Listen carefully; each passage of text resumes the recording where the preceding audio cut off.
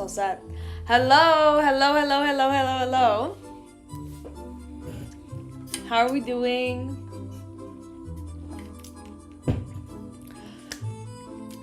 I was like looking, volume 7's not that big. There's only, I think, because Louvre, God bless Louvre, he sectioned out the chapters to read, like, to the second. There's only 7. So there's only going to be 7 streams for volume 7 because it's so short, which is crazy. Crazy, crazy, crazy. But it's here! It's finally here. Volume 7 is finally here. Yay! Also, Stan, you're finally here. It's been a while. And then Andrew Sander, hello, hello. Aluna, hello. I know, I'm here. Crazy. Finally, I'm back. Anyway, how... David's here! Yay! Not dead. Not dead. How was everybody's day? How was everybody's... I was gonna say weekend, but like it wasn't weekend. It's been like a good chunk of time. How was everyone's day? How's everyone's doing today?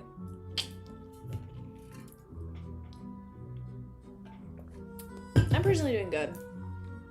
Yeah, went to the beach today. Enjoying time.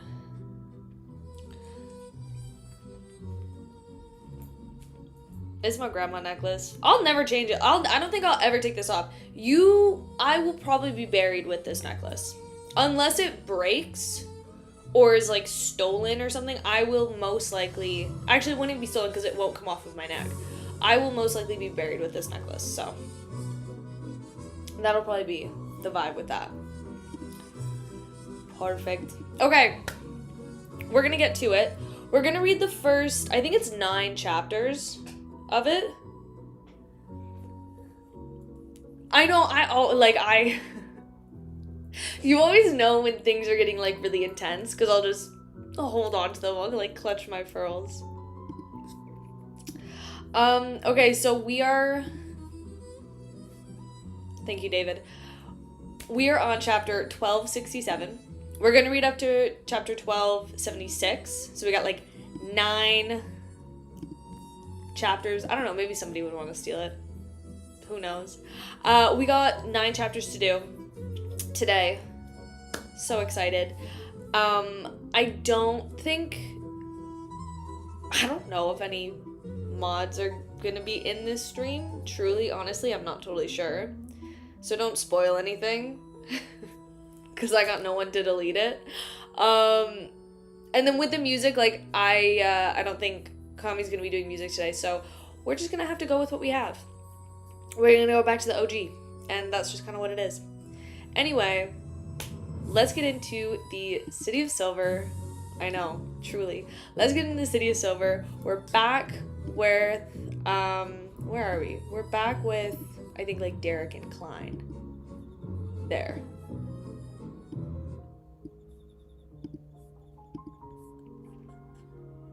Crazy. Should I just take away Kami, Nagito? I think it's Kami, Nagito, Louvre, Bullseye. I think those are the people who are mods. And then just have all new mods, because none of them are here. I'm gonna probably have to for when we start Orb, because I don't think any of them are gonna be there, other than Bullseye. But yeah. Let's begin. Chapter 1267. Welcome. Beyond the open grayish-blue door, a flight of stone stairs led to the sea that glowed with golden light. Perfect. It'll work. This, along the boundless light, once again entered the eyes of the residents of the City of Silver, such as Laviel and Candace. As members of the former expedition team, this wasn't the first time they had seen such a scene. Even so, their souls remained deeply shocked as they subconsciously held their breaths. With the Thunder God's roar hammer in hand, Derek stood in front of the 2-meter-tall, wide-shouldered build. He was silent. Nearly a minute later, Laviel probed. Elder Berg. Oh, they call him Elder now!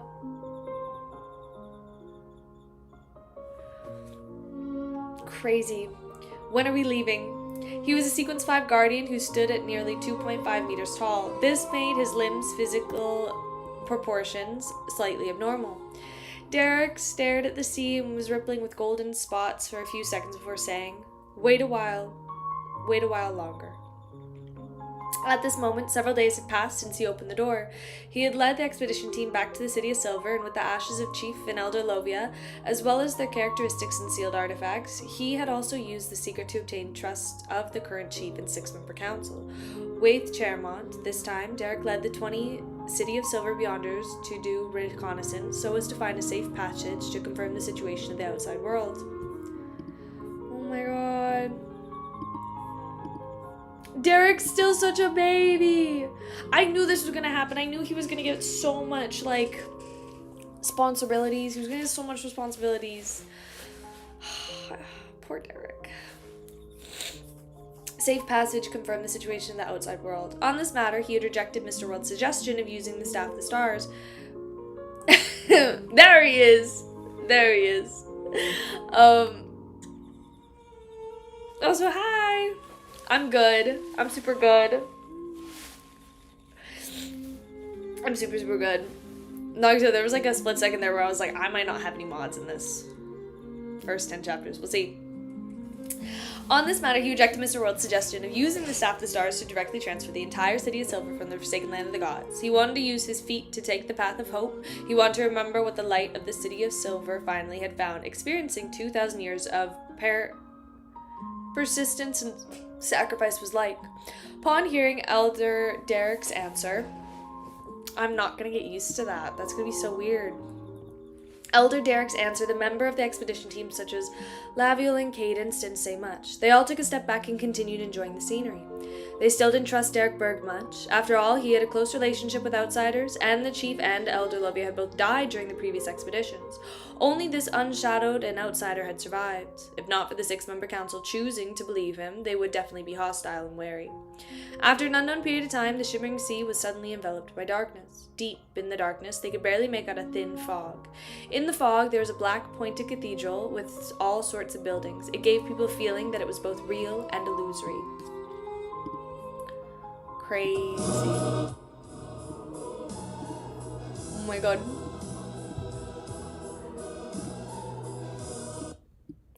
There you go. This is gonna be so weird without... I know.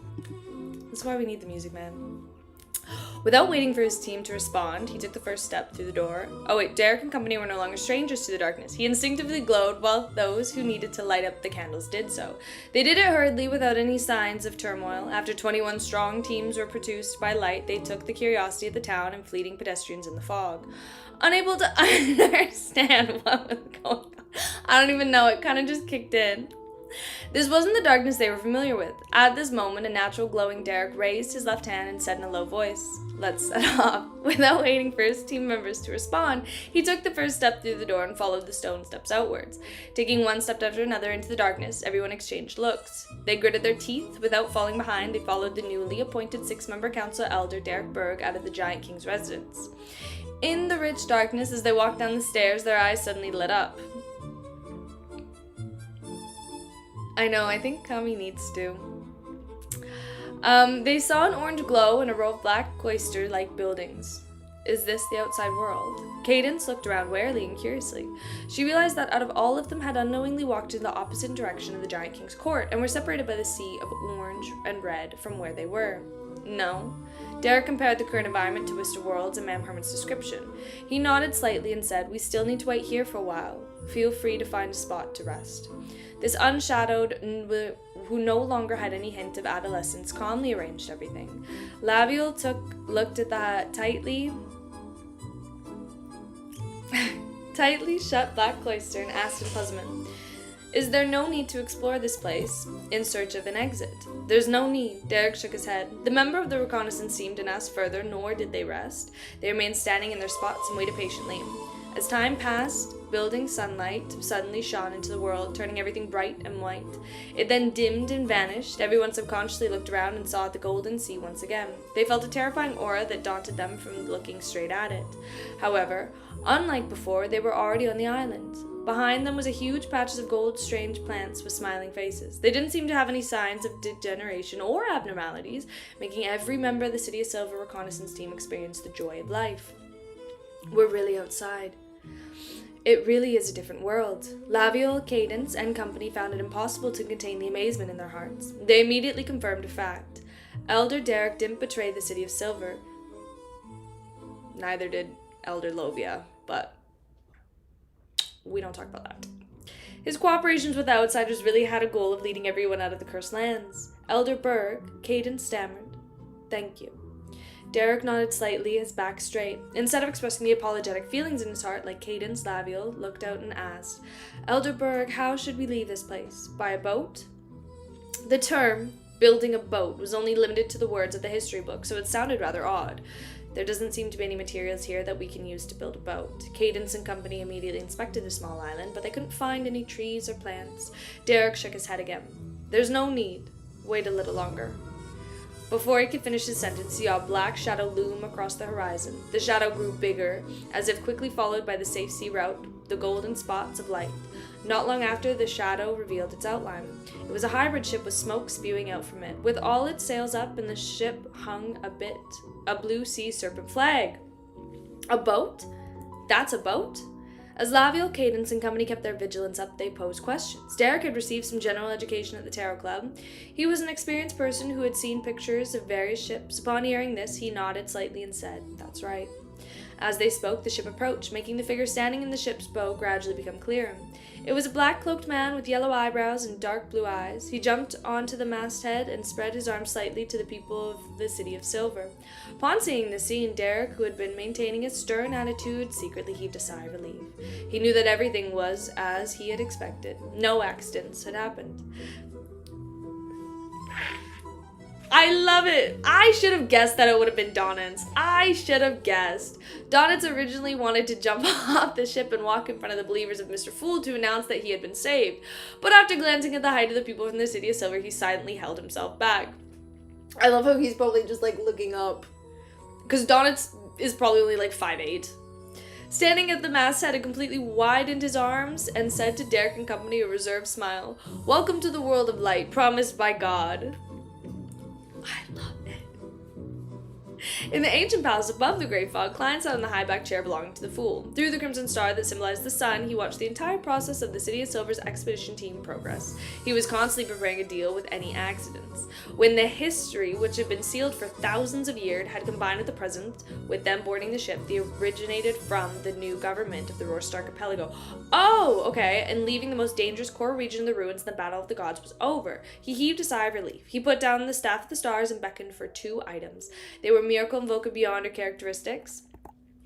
Nothing's wrong with 5'8". Literally nothing. I'm 5'2", so ain't nothing wrong with 5'8". It's just funny because Donis is probably 5'8", and then like Derek and everybody from the City of Silver is like 20 feet tall. So there you go.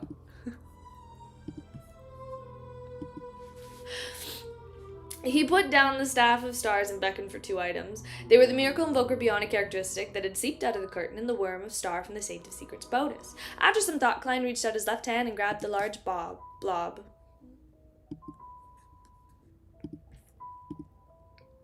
What did I say? A large blob of dark red liquid from the historical void. This was the dark demonic wolf Kotar's blood. There was exactly 300 milliliters of it, and it was the core supplementary ingredient of the Miracle Invoker potion. Of course, it was a supplementary material. It only had one purpose: to reduce the negative effects of the Beyonder characteristics and reduce the corresponding mysticism influence. Therefore, it doesn't matter if the historical projection, after all, as long as it could play its role during the potion concoction and consumption. Klein would have either succeeded or failed in this advancement by the time the historical projection expired. If he failed, it would have broken down into a monster. If he succeeded, it would have become a Miracle Invoker and gained initial control of the Beyonder characteristic. There was no need for the supplementary ingredient's effectiveness. Following that, Klein took out something from the fog of history. It was a ringed worm of time. This was the strongest psychological trauma towards Amon. Klein had chosen to summon a worm of time that Palazoris had once given him, lest anything unexpected happen. After preparing the materials, he conjured a metal pot and threw the 100 milliliters of blood from the dark demonic wolf into it. Then he placed the worm of time and sparkling worm beside it. one after another. The black and red liquid in the cauldron turned dark, its surface became translucent and clear. Deep in the cauldron was a dark vortex. Without any hesitation, Klein picked up the Miracle Invoker Beyond characteristic. It resembled a heart, transparent like circle, but there were tiny bubbles emerging from time to time. Every bubble seemed to contain an illusion. When the Beyond characteristic came in contact with the liquid in the metallic pot, it immediately merged into it, causing the darkness to instantly deepen, making it seem as though the countless eyes were open at the same time. After staring at it for a few seconds, he poured the concocted Miracle Invoker potion into a glass bottle, and he used the bestowment ritual to bring it into the real world. On an uninhabited island in the Sonia Sea, Klein, who had teleported over, looked at the potion in his hand. He suddenly felt a little hesitant. This was because once he became an angel, his body would inevitably be affected by the Beyonder characteristic. He would become crueler, becoming more and more indifferent towards life. He needed sufficient anchors to maintain his humanity. Crazy. That wasn't something that could be avoided in completely digesting the potion using the acting method. He grasped back them, and Brosel went through the early stages smoothly, but when it came to Sequence 2 Angel, he nearly mutated, almost losing control. As for the angels that he knew, he looked normal on the surface, but he had no idea what that was like when they were hiding behind the scenes. If one could obtain a long life at Sequence 4 and Sequence 3 allowing them to live for more than 1,000 years, a saint really didn't have much motivation to become an angel. Combined with saying that a higher one sequence was the closer one to the primordial one, he suddenly understood why Demoness of White Katarina only rose from Sequence 4 to Sequence 3 in 1,000 years. But I have no way out. After a brief moment of silence, Klein sighed silently. Nearby threats like Amon and Zuratul in the approaching days of the apocalypse, as well as the fact that the previously unstable to interfere with the war, these all pushed him towards becoming an angel. He didn't want to simply contribute his strength through donations. His eyes flickered for a few seconds before they returned to the calm state. He picked up the potion bottle and poured the liquid inside his mouth. Oh my god. Oh my god. Hey dude. Welcome.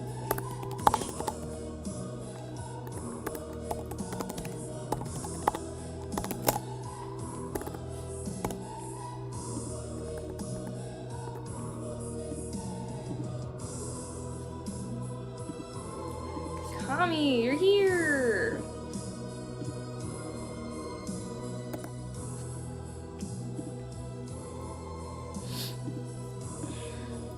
The moment the Miracle Invoker potion entered Klein's stomach, it immediately turned into countless cold worms. The swarm towards every corner of his body. Suddenly Klein tore apart his mind, turning into countless small pieces that combined with different worms of spirit. There was no longer any discernible difference between the main body and the auxiliary ones, nor was there any piece that remained dominant.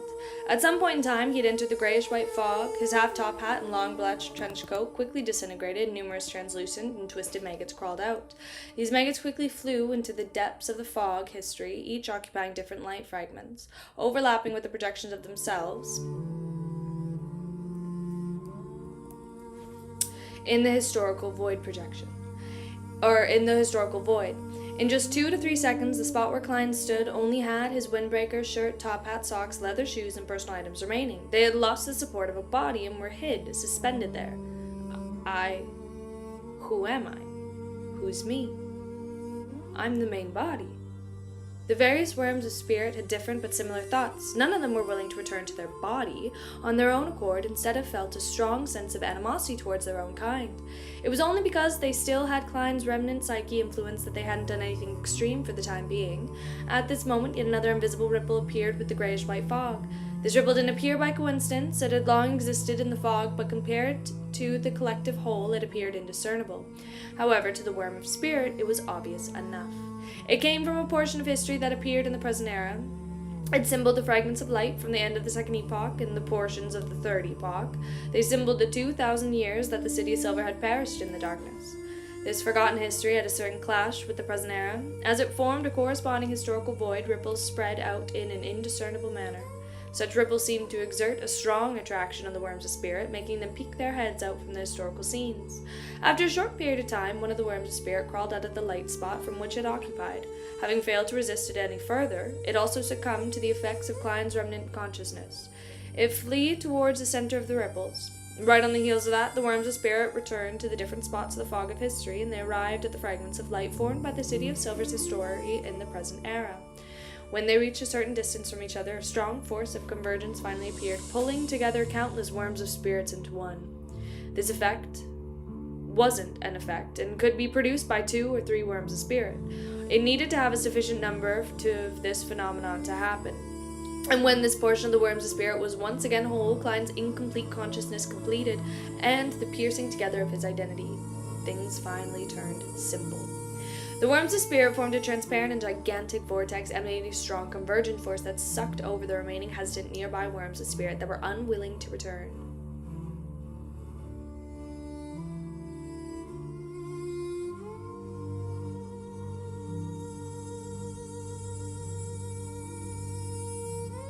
I don't want to talk about Lobia. I feel bad enough, guys. Guys, I feel bad enough. After more than 2/3 of the worms of spirit returned to the series of transparent tentacles grew out of the vortex. They extended towards the second epoch, the first epoch, and even the prehistoric city of the earlier time. They grabbed the last batch of worms of spirit and one after another and stuffed them back into the vortex. In less than 20 seconds, the vortex began to extend, turning into terrifying figures formed into transparent twisted maggots. An invisible tentacle naturally extended from the figure's body. The tentacle pulled out of the windbreaker, top hat, socks, and leather shoes that floated into the fog of history, dressing up a terrifying figure. The figure formed from countless worms of spirit pressed down on the top hat of the head, causing the translucent fleeing of the body to quickly fade. Forming a layer of fresh-colored skin, short black hair, and brown eyes grew out.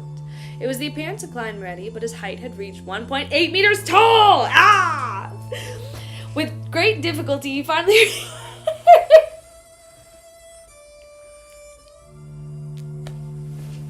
Somebody sedate me, bro. Finally regained consciousness before Klein, who had made his soul body whole again. The countless analysis, his present state. Did you guys miss me? Y'all miss me?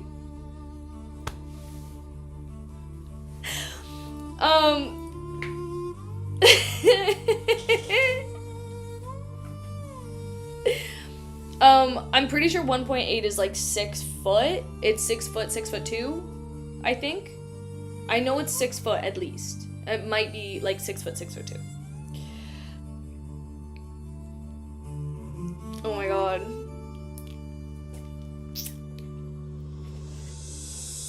No, I'm pretty sure 1.8 is 6 feet tall. One was from the bionic characteristics that fused with his body. Wait, where was I? I got distracted by Klein becoming 6 foot. With great difficulty, he finally regained consciousness before Klein, who had made his soul body whole again, could analyze his present state. He felt too... Oh my god. One was formed from bionic characteristics that fused with his body. It was strong, terrifying, high, and mighty, with that made impossible to resist. It seemed to awaken a little as he transmitted one image after another. Oh, it's only 5'10"?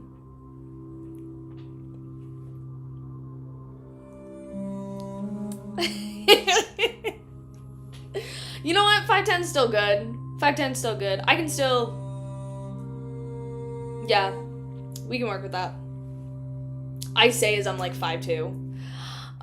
It was a strong, terrifying, high, and mighty will that make it impossible to resist. It seems to awaken a little as he transmitted one image after another.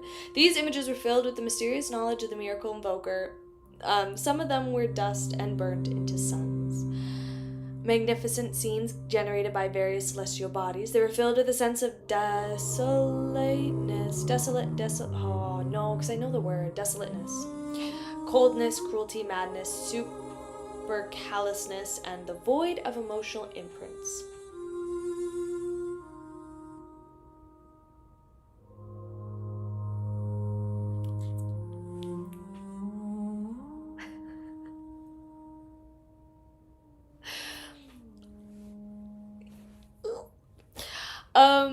They quickly assimilated into Klein's spirit, changing his state in an irresistible manner. And you know what's funny? Is you're like, oh, she's a freak. She's freaked out. Bro, this is tamed. This is tame. You should have seen Volume 3. You should have seen when Garamond Sparrow first appeared on my screen. Crazy. Crazy, crazy, crazy. My digital footprint is gone. Nope. This whole streamer thing, I think I've got to really lock in and make... I think I just need to make this happen, because to be honest, I'm never getting another job. No. They're taking one look at this and they're like, ugh. Hey, girly. Yeah. I think I gotta figure out how to make this work, because I'm not getting another job.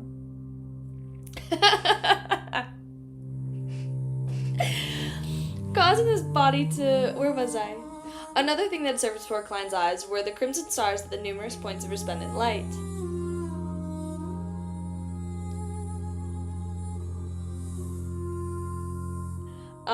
The prayers from the members of the Tarot Club emanated from those stars, including Justice, the Hangman, and the Moon. Most of the light points echoed with prayers from the residents of the Moon City. Together they created an image. What was your last message? Innocence, loving... Damn. Cause that's the thing, is I feel like I could probably do audiobooks with my really low and deep voice. I could do all the female parts with my regular voice, and then the second I get a little bit sick or my voice cuts out, I can do all the other voices.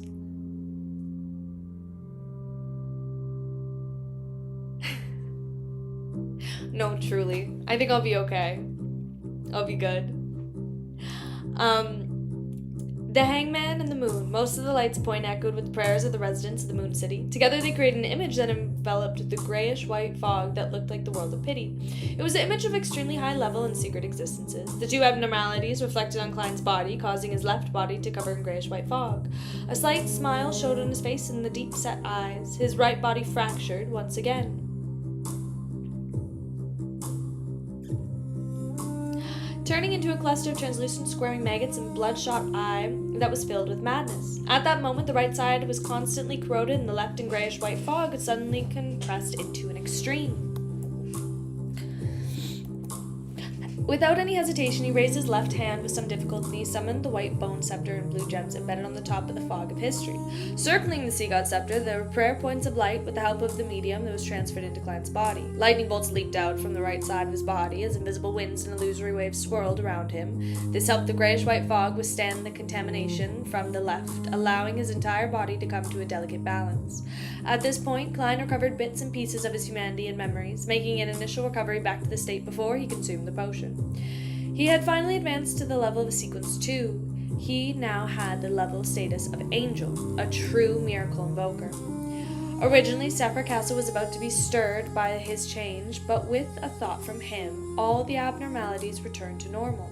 This proved that he had truly gained control of Sephra Castle and had now become the owner of Sephra Castle. As for how much power he could unleash in the real world, he was still unable to estimate it. Thankfully, I made the history represented by the City of Silver return to reality, and it's powerful enough. If the ritual's effects were a little weaker, I would have lost control and collapsed here today. Klein rubbed his temples and slowly exhaled. He had a better understanding of anchors. The anchor wasn't a tool to help him maintain his humanity. The main purpose was for him to corresponding understanding, positioning, and image, one that would resist the mental imprints with the bionic characteristics so as to maintain an intricate balance. Under this balance, Klein could then barely maintain his humanity and not be severely affected by the other influences. In other words, the deities that believers that were different from the actual deities without the mental imprint within the bionic characteristics to resist this influence, the image of the deities in their hearts would gradually envelop the true appearance of the deities. This was also a type of corruption. So a negative plus a negative equals a positive type vibes. I'm picking up what you're putting down, Klein. Only at this moment did Klein realize why the Orthodox deities went from having humanoid statues to simply having sacred emblems. This prevented the believers from having a unified impression of them. This improved the effects they had as anchors to resist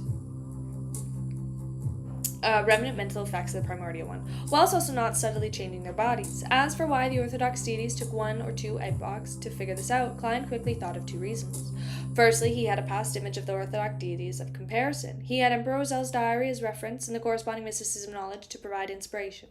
Secondly, the mythical creature form of the seer was all about being split and separated. It made him very sensitive to such influences. This sort of balance isn't too stable and it often tilts to a certain extent. This will cause problems with my condition stability. From time to time, I will end up scarring the people around me. Fortunately, this can be predicted ahead of time so as to effectively be avoided. Also, when I am in a delicate balance, I should try my best to show my human and strategy to self-awareness. This is a common chose by many angels. The Rose school of thought's indulgence can be considered to be doing the same, but Amon's believers are all himself, and does he maintain the balance? Could it be that the mystical creature was born with the uniqueness itself and has the will of the primordial one fused with him? Amon is long accustomed to being half crazy. No, that's not his normal state. It's the image that arose from the referendum of every Amon. That's the line of thought. I can form a marionette group and make every marionette a believer of the fool. In addition, the truest appearance as a deity, this can effectively provide the best anchor. It's no wonder that Zertel and Dark Demonic Wolf don't have any believers. Once the residents of the City of Silver switch faith to the fool, I can consider separating the embodiment of the sea god from myself, making it no longer one of my anchors. This greatly contradicts the beliefs and understandings of my other believers. They can truly be united. Klein instantly thought of a lot of matters, and after his thoughts finished racing, he returned above the grey fog. When he became a miracle invoker and became a him, as well as he is him. Becoming the owner of Sephra Castle, he no longer needed to take 4 steps counterclockwise, recite the incantation, or get all of the members of the Terror Club to pay. He could now easily return. However, he seemed incapable of expressing the full powers of Sephra Castle. He could only enter with his spirit body, unable to bring his physical body along. After sitting in the seat belonging to the Fool, Klein wasn't in a rush to check the changes in Sephra. He first confirmed the advancements and digested the mysticism knowledge that he had just obtained. Yes, the beyonder powers of the Miracle Invoker come from 2 different aspects. One is greater utilization of the Fog of History, and the other is newly enhanced core power of wishes. The improved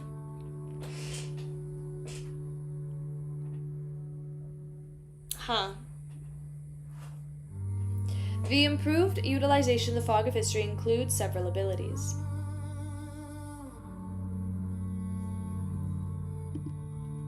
Pause. What?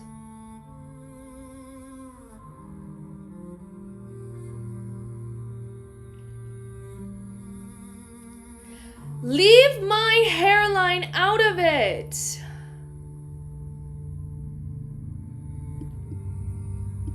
Rude.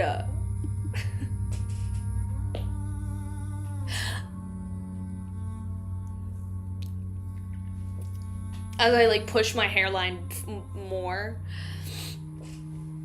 Once I advance to Attendant Mysteries, there should be a corresponding increase. Oh wait, where was I? The Fog of History and the others are the newly enhanced core powers of wishes. The improved utilization of the Fog of History includes several abilities.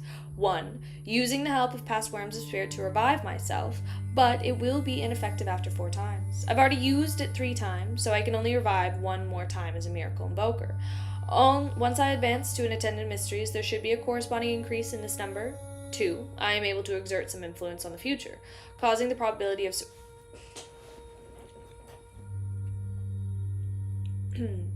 2. I'm able to exert some influence on the future, causing the probability of certain things to increase or shrink to a certain extent.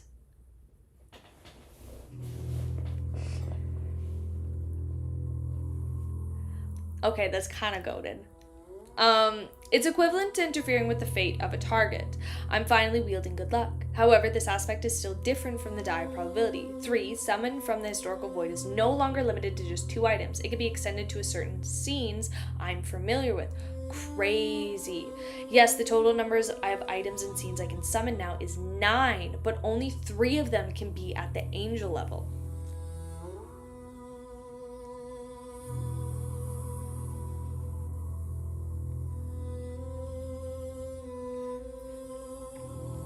Wishes already make it a standard deity's ability, but it's a little strange. Only by fulfilling someone's wish can I fulfill my own wish. A small wish has to be granted before a bigger wish can gradually grant it. So is the genie part of the seer pathway? And that has to do with it?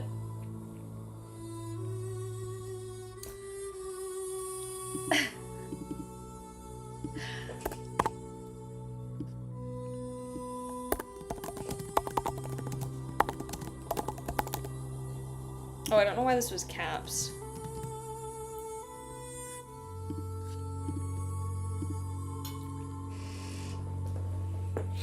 Klein originally believed that the wishes ability could be used freely as long as it didn't exceed the limit. To his surprise, the effects didn't solely come from the beyond a characteristic. To put it simply, Miracle Invoker needed to seek out and satisfy all kinds of wishes before they could make wishes and personally grant them during battles, turning the corresponding situation into reality. Furthermore, at a very beginning...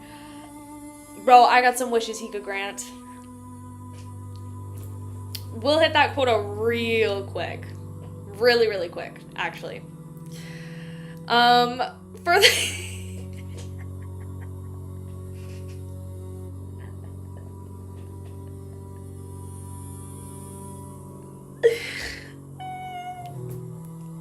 They can make wishes and personally grant them during battles, turning the corresponding situations into a reality. Furthermore, at the very beginning, the wishes that Klein could fulfill were small and trivial. He had to accumulate them one step at a time before he could create true miracles. Can he create the miracle of shrinking my forehead? He couldn't do as he wished. Yes, if I want to use Dark Demonic Wolf Kotar's wishing method to teleport, I would have to first safely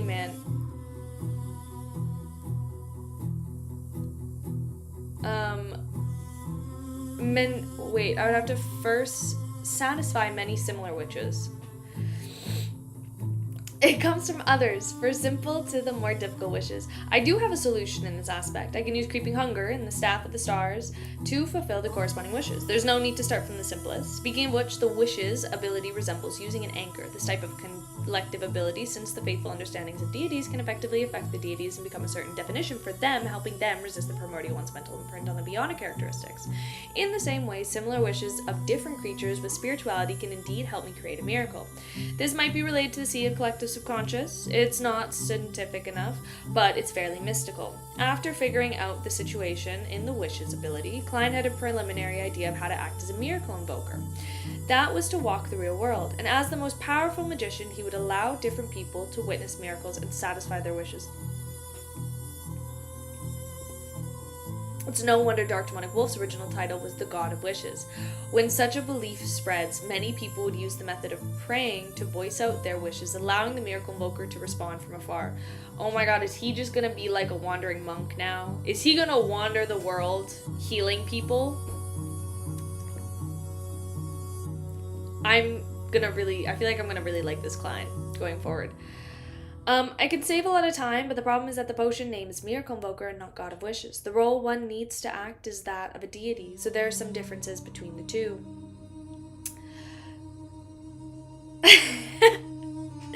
I can roam the various countries and let different people witness miracles while using the fool's name to satisfy some of the believers' wishes.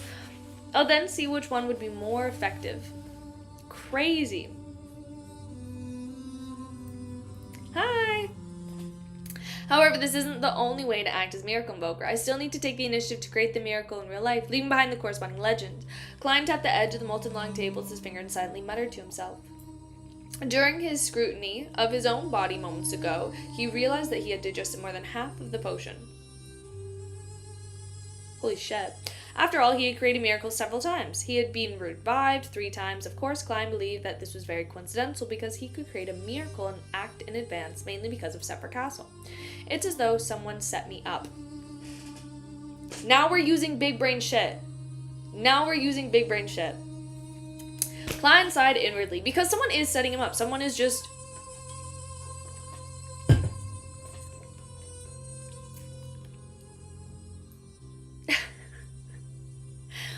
Someone is setting him up. Somebody is, like, just maneuvering Klein across the finish line.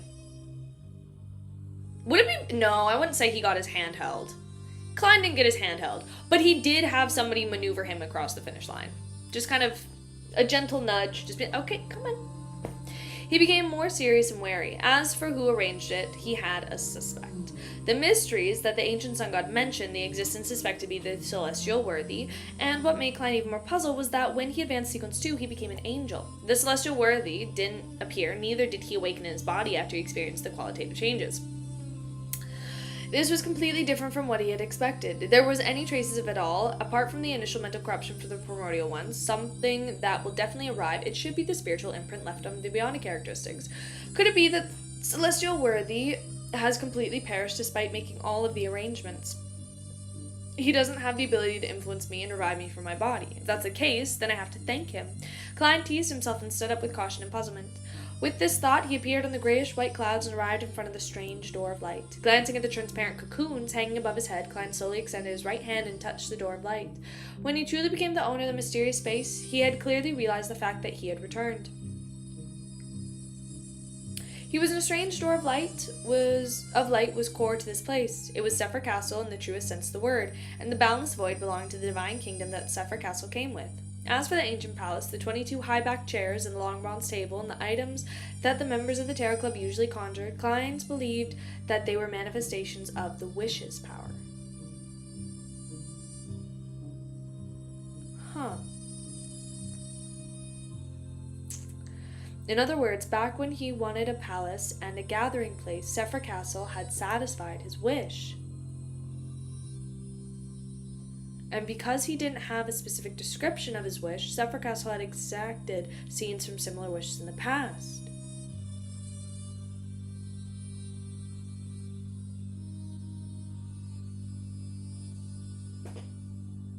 So that's where, like, this whole...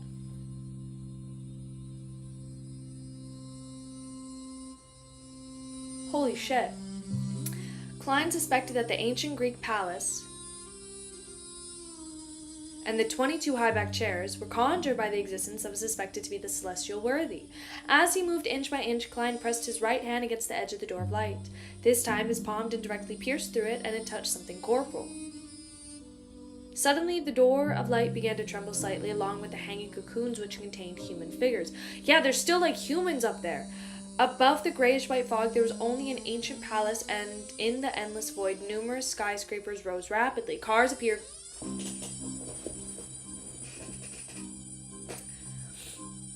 There was only an ancient palace in an endless void. Numerous skyscrapers rose rapidly.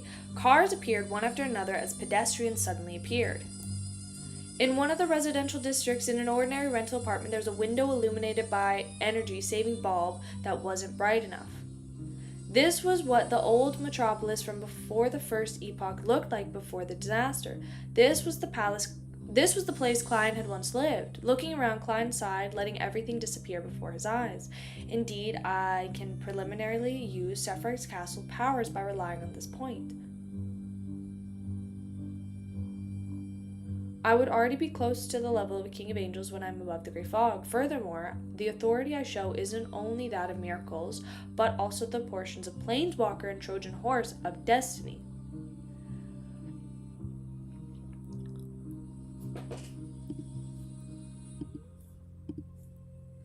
If I were to return to the real world, apart from being able to further utilize Sephir Castle's aura, I would be able to directly obtain the portions of this power.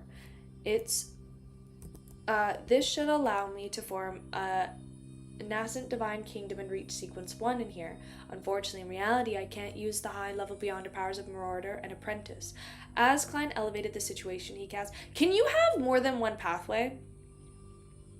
Can you, like, could Klein... Here's the thing.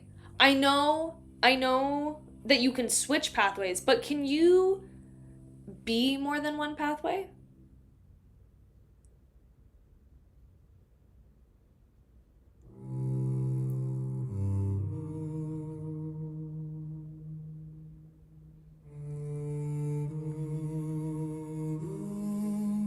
As Klein elevated the situation, because I'm, like, curious if all the pathways are kind of part of the Celestial Worthy, and the Celestial Worthy is in everyone, could then everyone also use that to have more than one pathway?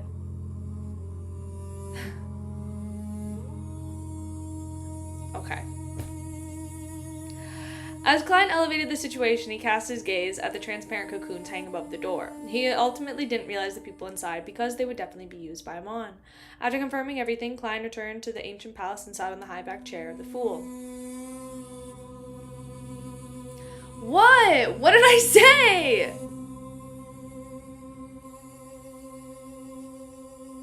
Okay. After confirming everything, Klein returned to the ancient mountains on the high back chair of the pool.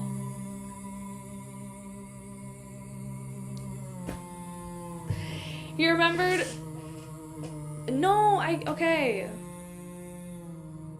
Okay. He remembered that some of his memories were sealed, so he summoned the piece of paper from the junk pile. Upon opening it, Klein's eyes narrowed and his lips quivered as he muttered to himself, "Great old ones, outer deities, cosmos, creator, above the sequences, so that's how it is." At that moment, he completely understood the rationale behind the Battle of the Gods that had just ended. He understood the possible origins of the apocalypse and understood why the seven deities had given tacit consent to give birth of the Black Emperor and their indifference towards the Red Angel evil spirits returned to the real world. From the information provided by Leonard and Miss Justice, Lowen ultimately clinched victory. It's very likely that the god of combat has already perished. In other words, the goddess had succeeded, but I don't know what other conditions she is lacking to become the Great Old Ones. That's above the sequence. I'll summon a Rhodes later to inquire about the deities of the situation and grasp the present situation. With this in mind, Klein recalled the various details of the past and connected many matters together. Earth Mother, whose identity had been unknown, had succeeded in acting as the giant king Amabella for thousands of years without being exposed. It's impossible without the help of concealment. Man, the goddess, has been plotting something like this from the Third Epoch, or even the end of the Second Epoch. Why does it feel more terrifying than Amon? Yes, concealment can only hide traces.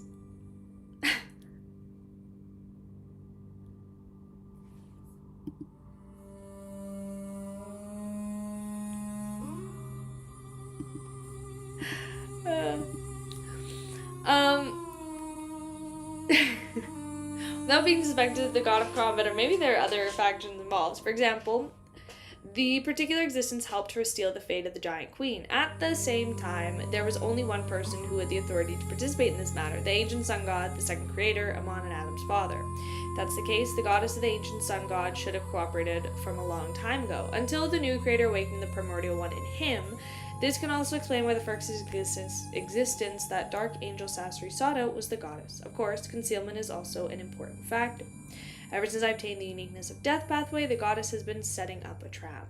On the one hand, she wants me to take over the Numinous Episcopate's official death faction in Backland to pretend that everything is normal. On the other hand, she didn't deal with the people or objects that might have discovered something was amiss. Resulting in a leak of information, this way, in the eyes of the god of combat, the situation became the goddess trying her best to conceal the secret, but due to her lack of control, was digesting the uniqueness, she was unable to do so. After that, be it tactically acquiring George III becoming the Black Emperor, or the aid provided by me in destroying his ritual, the goddess doesn't care about the final outcome of this matter. Her main goal was to show that she didn't have the ability to directly interfere with the real world, further deepening the impression that she was attempting to accommodate the uniqueness of the Death Pathway. There are a lot of similar details. To the god of combat, as he had a deeper understanding of the goddess, he definitely wasn't fully convinced in the regard of this matter. Therefore, he chose to take a safe by first shaking the goddess's anchor, allowing her psyche to be corrupted to him. This definitely made her divert the large portion of her efforts and resist the corruption before he chose to attack the goddess together with Earth Mother. This, and it's because of that he fell into the goddess's trap. In other words, the true god of the goddess's various actions wasn't to lay the trap of uniqueness of the Death Pathway, but to let the other deities place their focus on the matter and ignore the possibility that there was something wrong with Earth Mother. How terrifying. Klein sighed from the bottom of his heart. He felt that Adam and Amon were probably inferior to the goddess when it came to horror. He shook his head, conjured a pen and paper, and wrote his warning. Always remember, you are a he, not a he.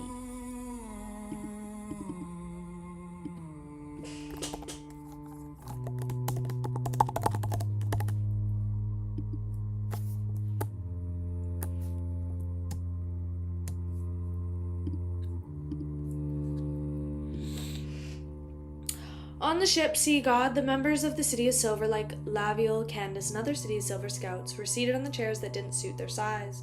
They watched the dwarfs around them warily. Of course, they knew that these were normal humans. After all, they all knew that the exaggerated heights were brought about by potions, but they still felt that the people on the ship were too short, including Lord Donitz, who called himself an oracle. After all, the City of Silver, other than children, the residents who had yet to reach Sequence 6, had an advantage height exceeding 1.8 meters.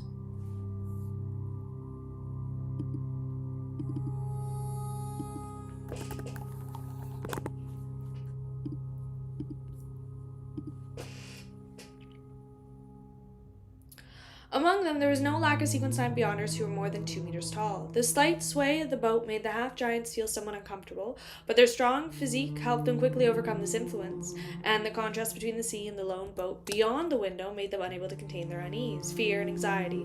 It was like the first time they participated in the expedition. The surroundings seemed to have monsters lurking in the darkness that could attack them at any moment.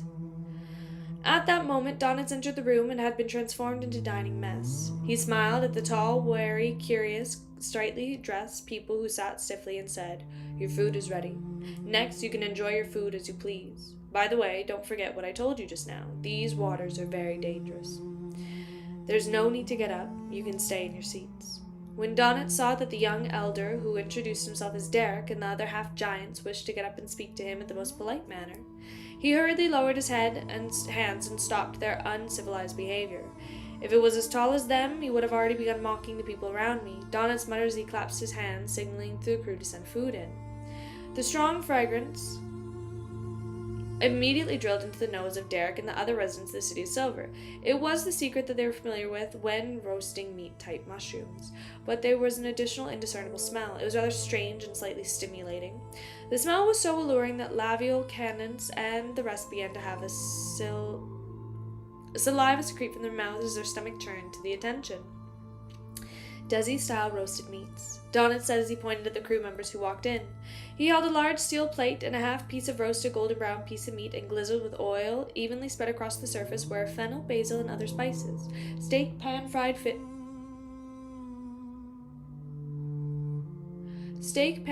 fish, white bread, seafood soup, and light beer. Donitz introduced each and every dish, smiling when he was done. "Don't worry about anything. Feel free to indulge. We have plenty of food reserves."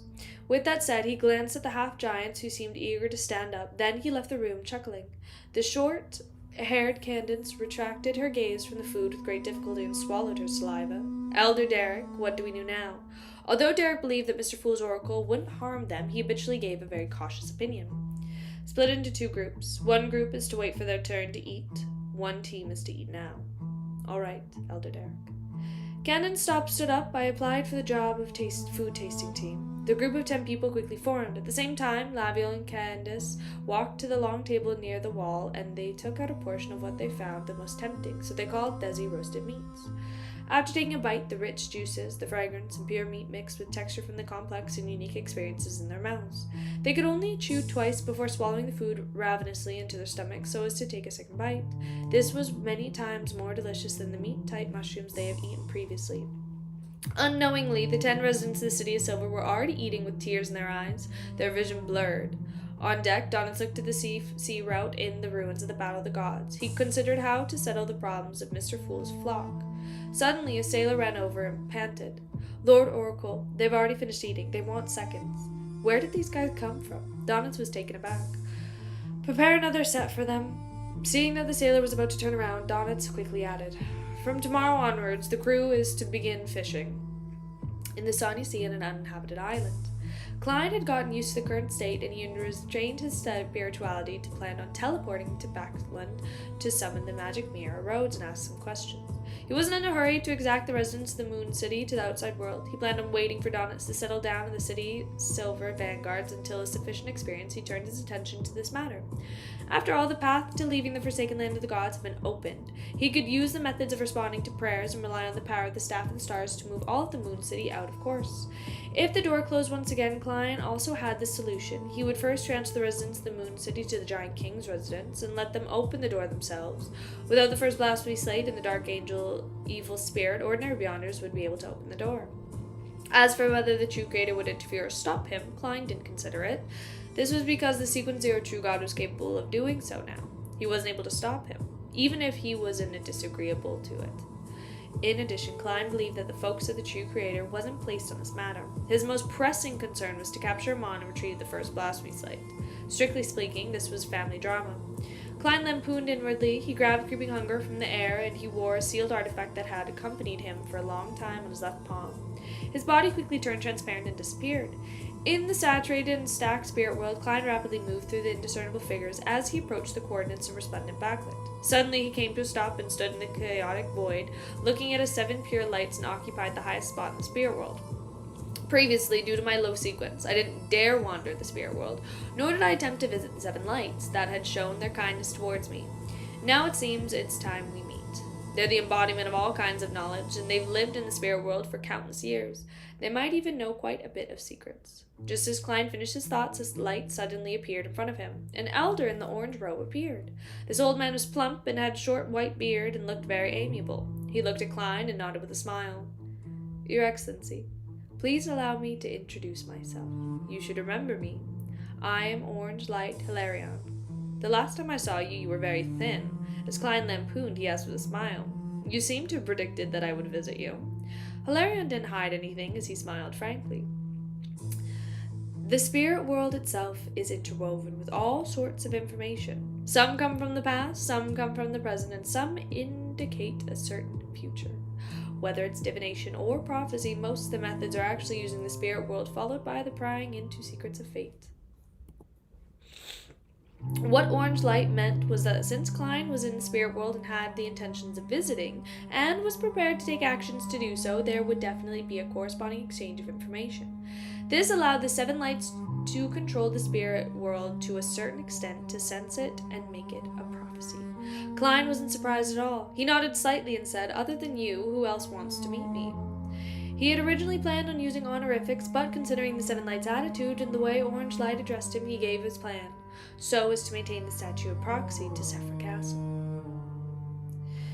Orange Light Hilarion immediately smiled and said, "All of them. Your Excellency, you don't mind, do you?" Klein shook his head and replied politely, "Of course, it would be my honor."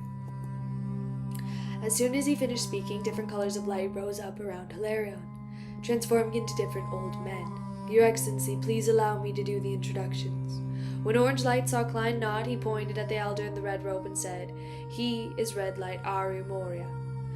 This one is also who previously answered my question." Klein immediately smiled and showed his gratitude and friendliness. In turn, Hilarion introduced Yellow Light Venethan, Blue Light Kuthumi, Green Light Serapis, Indigo Light Eosis, and Violet Light Saint Germain.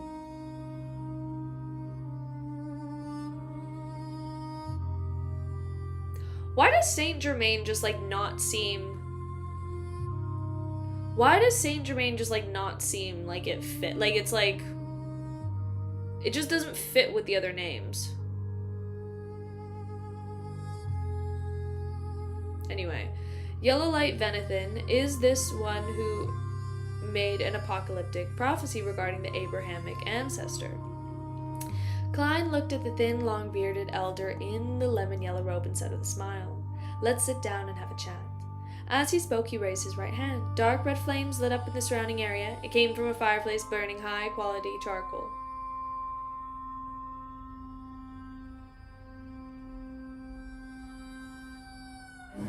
The flames immediately lit up the reclining chair, and grayish-yellow carpet, cupboards, sofas, and coffee tables, cast sculptures, white porcelain teacups, and other items, forming a classic Blackland-styled activity room.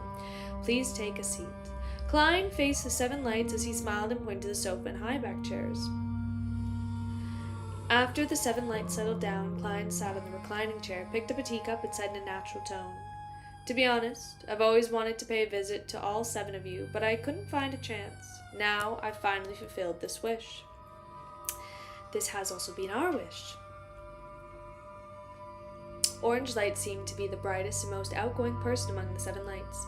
He immediately responded on behalf of his companions. "I have the feeling that I've fulfilled someone's wish." Klein was delighted as he probed. "Might I ask what do you know about the cosmos, or should I say the great old ones and outer deities?"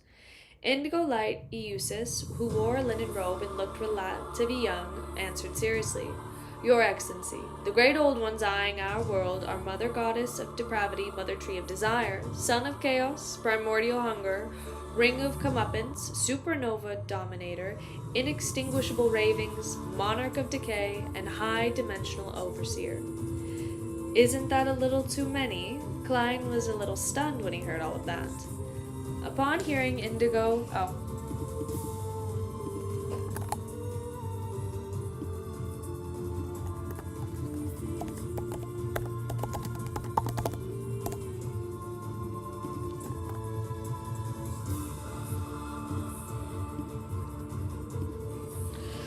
hearing Indigo Light Eustace reply, Klein's mind tensed up as he recalled the Crimson Moon. The brown planet, the scarlet planet, the blue planet, the gold planet.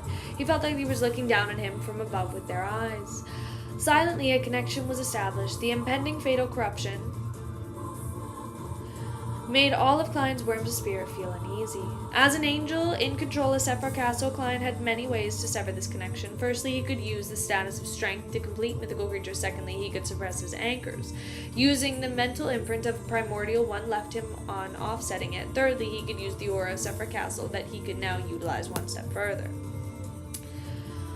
Without any hesitation, he chose the simplest and most convenient method to not leave behind any hidden dangers. The gray-white fog appeared around him as all of the celestial body projections in his mind vanished. After being stunned for a second, Klein organized his words and said, "There are that many outer deities." Indigo Light Eustace symbolized the domain of prayers. He touched the ruby ring on his right hand and nodded. Ever since the oldest one awakened and split apart, the most powerful outer deities in this entire universe gathered around this tiny solar system. Some of them wished to retrieve their Sephiroth and characteristics that had been ripped from them and were attracted here. Some of them have hope of getting neighboring Sephiroth and high-level characteristics which they can accommodate. Oldest one. The Seven Lights addressed the original creator as the oldest one and not the primordial one. In terms of the name's meaning, there isn't much difference. Klein deliberated and asked, Sephiroth and characteristics that were ripped and attracted over. He could understand the rest of the words Indigo Light had mentioned, and he even made some speculation towards such matters. There was just one point that caught him by surprise. Blue Light Kathumi, who was a symbol of domain of cogitation and used love and wisdom as your characteristic of his body, explained kindly, "Your Excellency, you shouldn't be unfamiliar with the law of convergence of beyonder characteristics." Seeing Klein nod, the thick-bearded elder with the sapphire tied around his forehead continued, "This isn't just a law for sequence pathways. It's also suitable for describing the Sephiroth and the characteristics related to the outer deities, especially the ones who were directly nurtured and created from the oldest one. For example, the mother tree goddess of the mother for example, the mother goddess of depravity, son of chaos, and the mother tree of desire. As for the other outer deities, we aren't too sure. In short, the three great old ones who lost a portion of their Sephiroth and characteristics are most concerned and proactive when it comes to invading the real world. They have been trying to influence the spirit world and corrupt us." Klein nodded slightly and asked in a confirmation-seeking tone. In other words, a portion of the current 22 pathways and 9 Sephiroth belong to the other deities? Yes. The amethyst-wielding Saint Germain, who symbolized the domain of ritualistic magic, took the opportunity to answer. When the total of 22 pathways and 9 Sephiroth was reached, everything finally reached a balance. This might be the mysticism connection and originated from the old ones. Klein thought for a moment before saying, "What are they exactly?" Saint Germain, whose face was suffused with a faint purple glow, making him look rather mysterious, said, for example, the moon and the earth pathway both belong to Mother Goddess of Depravity. She is an existence that stands atop all other deities, outer deities. Even after a portion of her Sephiroth, that is, the brood hive, was ripped from her, that remains the case. She is sovereign of all the feminine forces of the entire universe. Just as Saint Germain said that, Green Light Serapis suddenly laughed. In fact, after carefully analyzing the 22 pathways, you'll discover that the Moon and Earth pathway are the two most contradictory ones. The Demoness pathway represents the oldest one's feminine side. The Red Priest pathway represents the masculine side. This happens to form a deformed aspect of balance, but the Moon and Earth can also make beyonders of the corresponding pathways turn into feminine creatures at high sequences. There are no pathways that balance it. Seeing Klein wince his eyebrows, Green Light, who had the long air of an artist, added a smile. The Earth pathway sequence 2 is Desolate Matriarch, and the Moon pathway sequence 1 is called Beauty Goddess. Therefore, the Sanguine only have queens and no I love it! I love it! And no male princes. Then was the ancient... Bro, Evelyn! Oh no, Evelyn!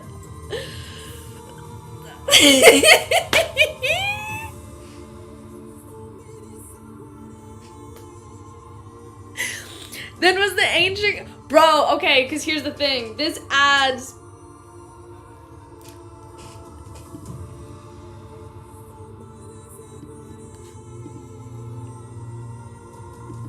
Bro, the Alder Evelyn ship is sounding so good now. Because now, I mean... I don't know. Alder and Femlin?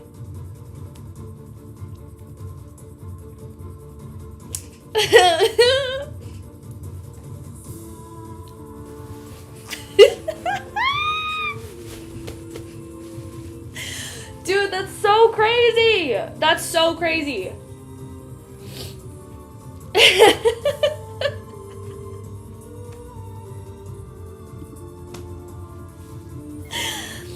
Anyway, wait, pause. What about Frank Lee?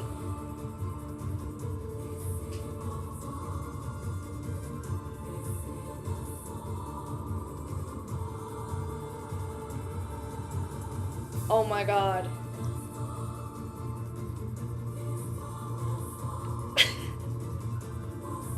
I just realized Frank Lee. Oh my god, Francine. Francine Lee. Holy shit. Femlin and Francine Lee. Oh my god. What can I say? The girlies are multiplying. Francine Lee in the house. Therefore... Oh my god.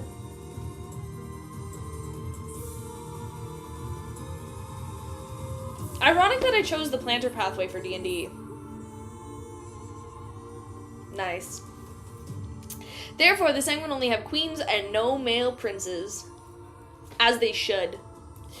Then was the ancient goddess Lilith originally a male or a female? Oh my god. Klein mumbled inwardly and asked thoughtfully, the primordial moon is the mother goddess of depravity?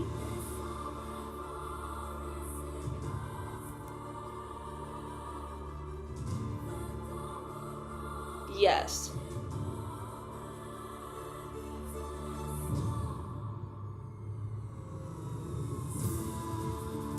Okay. Red Light Oromori, who was wearing a diamond crown, nodded in a dignified manner. She occupies the moon, and through her own level of influence on the brood hive and the uniqueness of two pathways, she is gradually infiltrated into reality. The primordial moon is her manifestation into this world. After saying that, Oromori paused and said, her full title is Mother Goddess of Depravity, Origin of Evil, the Indestructible, and the Brood Hive of Filth. Honestly, I'm kind of loving her.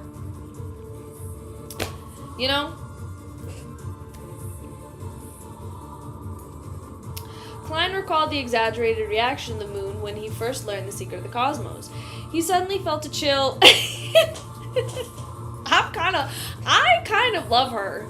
Truly, to be honest, she was like, you know what? I'm gonna take 3 pathways or 2 pathways.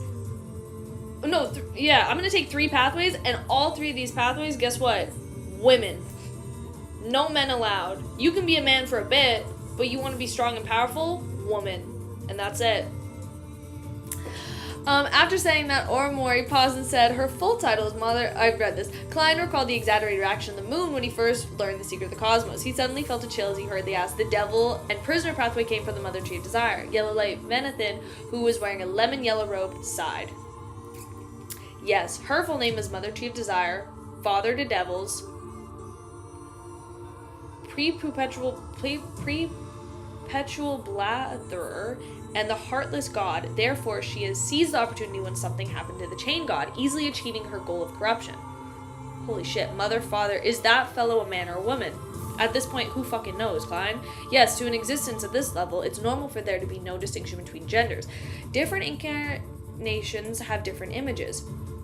She even wanted to bear a child for me. From the present state of the Chain God, if I had been caught, I probably would be the one bearing the child. Bro, we missed Empreg Klein. Then the child will inherit Sephra Castle, allowing the Mother Tree of Desire to indirectly corrupt and control the Sephra. The women really get it done. From this angle, perhaps the prisoner pathway desire of indulgence is the proper way of acting. However, this correct path leads to the outer deities, so temperance is still the better one. Klein frowned slightly as he raised the question as he guessed before, hoping to get an answer. Since there are so many outer deities, why haven't they entered our world yet? From what Klein had learned to date, he could guess that even if there were only the mother goddess of depravity and the mother tree of desire, the outer deities could easily resolve existence like the former 7 deities, the true creator, and the primordial demoness.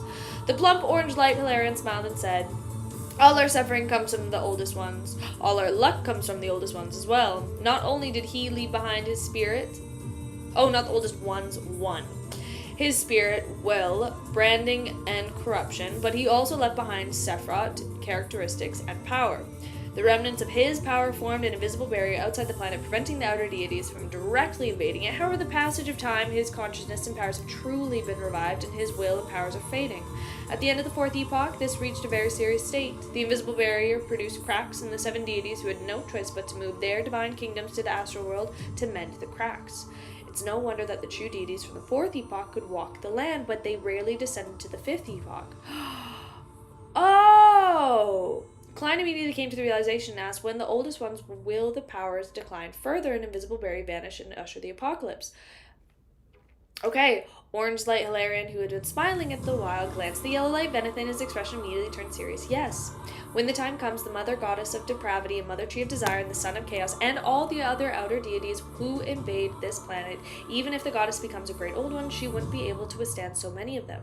The other sequencer deities would be able to tie down 1 or 2 other deities together, and that would be considered a miracle. It would take 9 to fight 1 or even more. Klein's scalp tinged as he once again experienced the meaning of despair.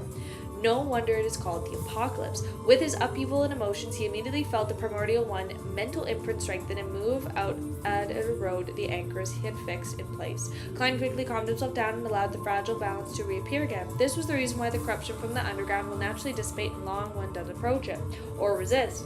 Klein recalled some of the mysticism knowledge he had previously grasped. Your Excellency, you're completely right. Orange light Hilarion gave an affirmative answer. Klein immediately made other connections. Does that mean that the closer one is to the apocalypse, it's easier for one to advance? This is because the primordial one's will is fading. His awakening will become difficult to the point of not waking up again.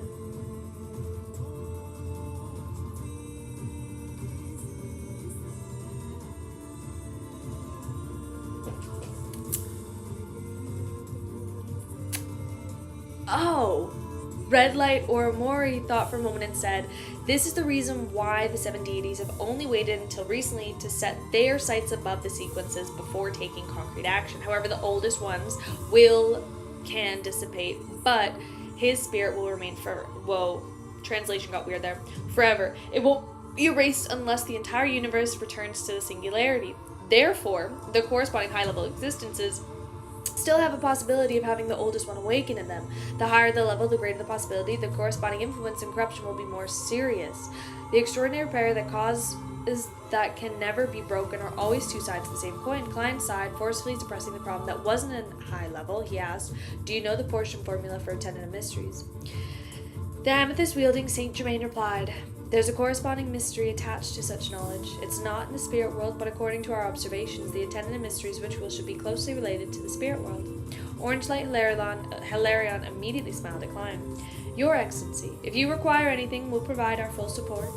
This fervor makes me a little afraid, just like facing a Rhodes. Truly.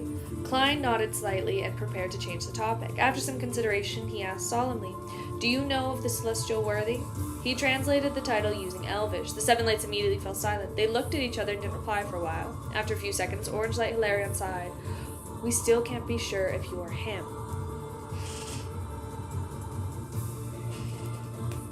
He was a great old one who had been active during the end of the previous civilization up until the mid-stages of the 1st epoch. He is a great ruler above the spirit world that we speak of. The celestial worthy of heaven and earth for blessings is his title in the western continent. The other title is King of Space, Time, Beacon of Destiny, embodiment of Sephiroth Castle, Dominator of the spirit world, and at this point, Orange Light paused and said, Lord of the Mysteries.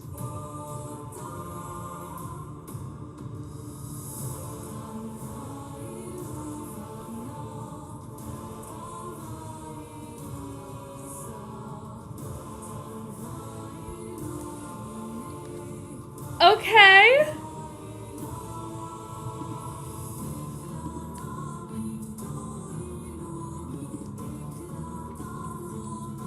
Okay.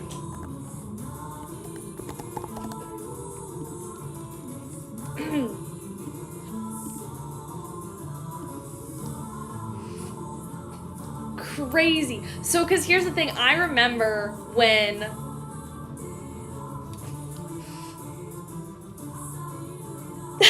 I don't think it'll crash it. I don't know what you're doing, but I don't think it'll crash. It's fine. I remember, like, I think it was a month ago, I saw, like, a spoiler accidentally. And I was like, is like the Lord of the like the Mysteries like an actual person? You guys were like, no. And I was like, okay. The fuck? The King of Space-Time, Beacon of Destiny, Embodiment of Separate Castle, Dominator of the Spirit World, Lord of the Mysteries. So the mysteries mentioned by the ancient saga refers to the Lord of the Mysteries. Klein silently repeated the title as he felt the trauma in his heart increase. He immediately thought of a question and hesitated before saying, based on what I know, a long time before the last civilization ended, the celestial worthy of heaven and earth for blessings had already appeared. After the seven lights exchanged looks, the thin yellow light Venethid, who was translucent, like other spirit world creatures, sighed and said, we weren't aware of that. When the previous civilization came to an end. Oh my god, what the fuck? Also, thank you, Sal. Thank you as always, Sal. Oh my god, my brain. Okay. We weren't aware of that. When the previous civilization came to an end, the seven lights from before had been wiped out, and when the oldest one awoke, we were the pure lights that were born from the spirit world during the first epoch. So the seven lights... However, we have some guesses about the great ruler above the spirit world. Perhaps that can answer your question. Klein perked up and roared in a tentative look. Yellow Light Venethid continued. We suspect that some of the great old ones that were active in the first epoch were outer deities who had been directly attracted to this planet. Some of them came alive as Sephiroths in other worlds.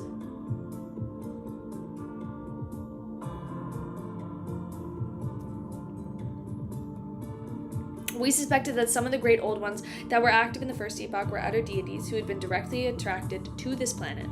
Some of them came alive as Sephiroths in other worlds. Words. Some great old ones were equivalent to oldest ones, embodiments of the different personalities he split into. Whatever separates will definitely converge, and whatever separates will definitely converge, and whatever converges will definitely separate. This description isn't limited to beyond a characteristic, but also refers to the oldest one himself. As most of the Sephiroth and characteristics are from this superior existence, there are natural inclinations of convergence, and the oldest one is an amalgamation of all the contradictions in the universe. Once the Sephiroth and characteristics are gathered, it will almost certainly separate. Is this the crux and origins of the law of convergence of beyond a characteristics? Probably. The genie is an unlucky outer deity who got attracted to this world, only to encounter the Lord of the Mysteries. Oh! Klein nodded slightly and didn't intrude. He patiently waited for a yellow light to share their guesses. Dressed in a lemon yellow robe, Venethid glanced at Klein and said, perhaps the oldest one has already had an inclination towards separating while asleep. Therefore, his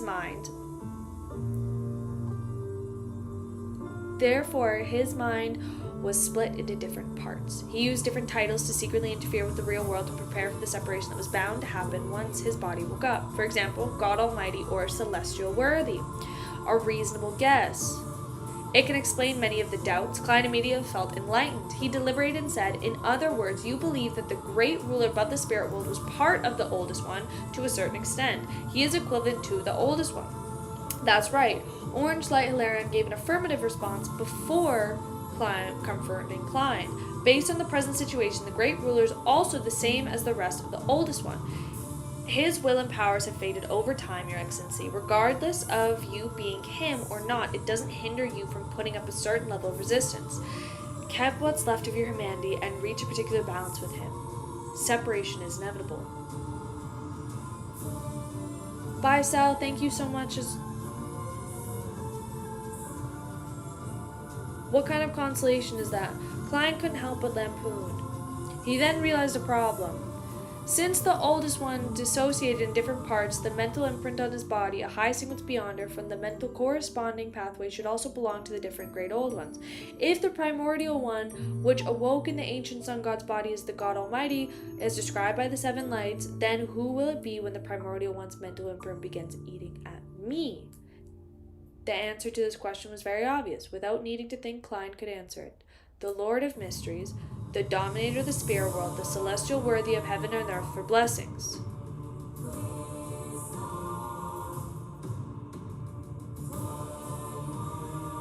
In other words, it wasn't that the celestial worthy of heaven and earth for blessings hasn't left any traces as he previously believed. He had already awoken in Klein's body.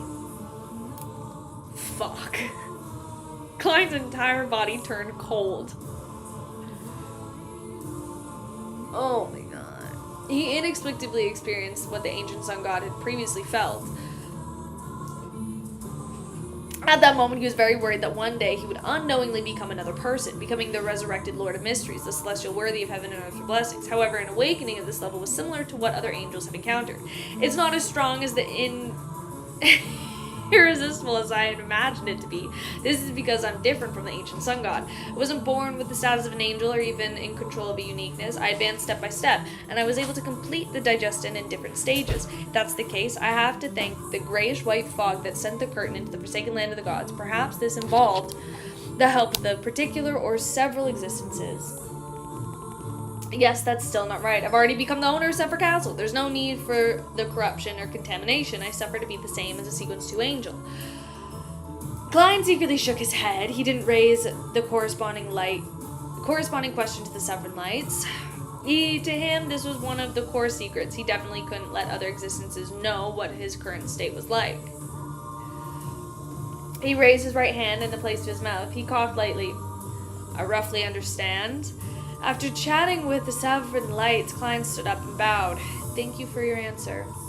It was our pleasure. May your excellency return to the throne of the great ruler above the spirit world as quickly as possible.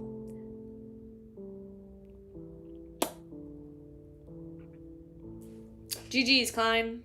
That seems to be the end of the road for you, buddy. Nice.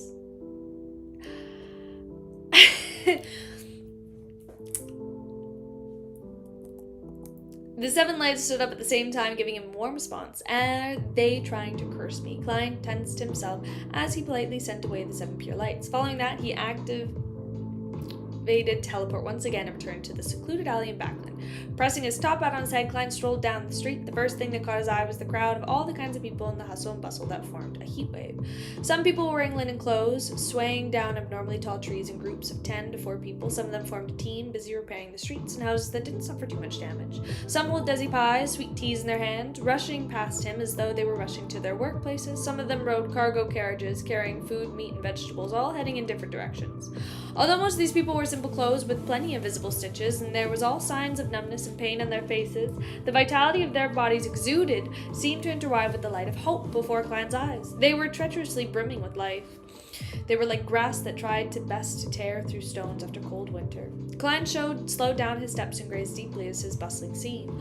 Although he hadn't seen a tragedy in later stages of the war, he had learned plenty from Miss Justice and Leonard. Furthermore, he had previously been traveling in the even darker and more splendid forsaken land of the gods. It was inevitable that he felt some uncontrollable emotions. Spring had arrived. Klein's expression gradually relaxed and the corners of the mouth curled up. He walked through the streets and alleys that were rebuilt after the war, and he walked to the way to the St. Simon Cathedral in Northborough. The square was filled with potholes. The workers were doing the first round of cleaning. The small flock of pigeons had returned to the landed once familiar area. Klein looked around but didn't find any He could do All he could do was use historical projection as food and scatter it across the floor. As the pigeons flew over, he crossed the square and entered the cathedral where the bell tower was being repaired. He sat in the front pew in prayer hall, looking at the sacred emblem that was the crimson moon surrounded by stars.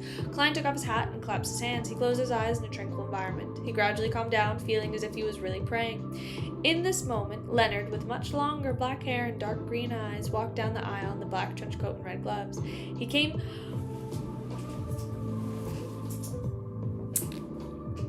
came near him and sat on the pew 2 spots from him and began praying. In an absolute silence, Klein opened his eyes, stood up, put his hat on, and walked past Leonard. No! When he reached the door, Leonard slowly got up and followed behind. Yes! One after another, they arrived at the corner of the square not long after.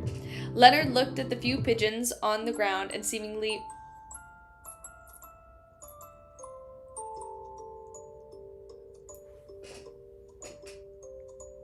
But why'd you turn on this song? Why did you turn on this song? I'm so scared. Leonard looked at the few pigeons on the ground and seemingly muttered to himself, I'm already a high-ranking deacon of the Nighthawks. In another 2 days, I'll return to the Holy Cathedral for some studies, as well as obtaining the corresponding holy artifact. In the final stage of the war, he advanced in the 4 lines to the sequence 4 Night Watcher. You don't seem too happy. Klein, who was standing beside Leonard, didn't turn his head as he looked at the pigeons. Leonard laughed self-deprecatingly. I have no right to be unhappy. I was just thinking that the Battle of the Gods ended so quickly, and the result was unexpected. Does it mean that the previous defeat and the difficulties that everyone suffered were nothing but bait? Before today, I shared your views. I was also puzzled and frustrated, but now I'm a little lost. This might have been a necessity. Klein didn't hide his feelings.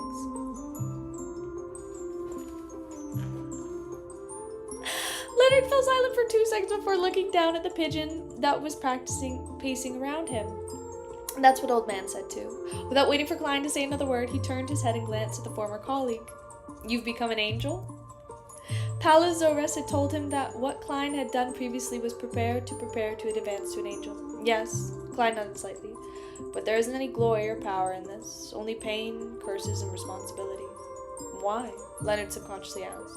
Klein didn't reply immediately. He looked down at the shadow by his feet and turned to walk out of the square. After a few steps, he turned back to Leonard and muttered to himself. No!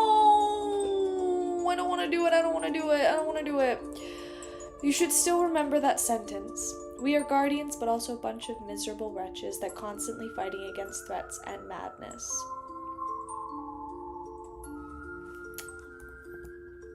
Leonard was taken aback. After a few seconds. He turned to look at Klein, but all he could see was Klein's back, which was just about to disappear around the corner of the street. Oh my god, no, I'm crying! Now I'm crying! He was wearing a half-top hat, black trench coat. With the whoosh, the pigeons on the ground flew up into the light blue sky. No!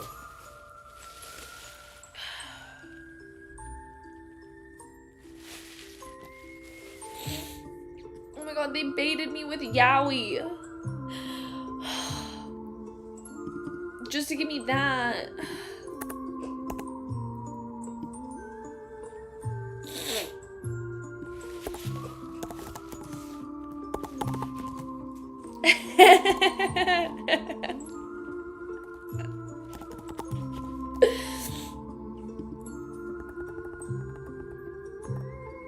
Is it lagging?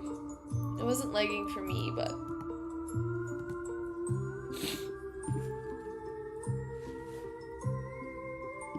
Okay.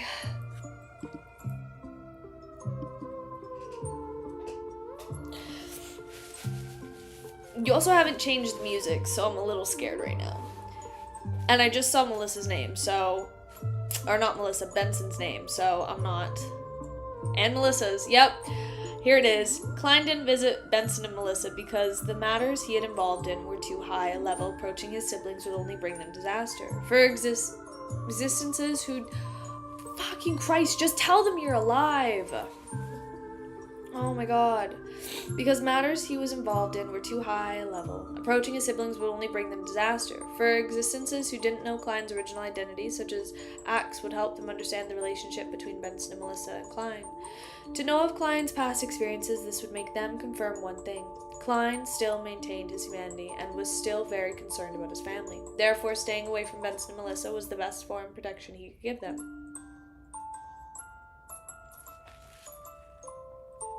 Don't want to do this right now.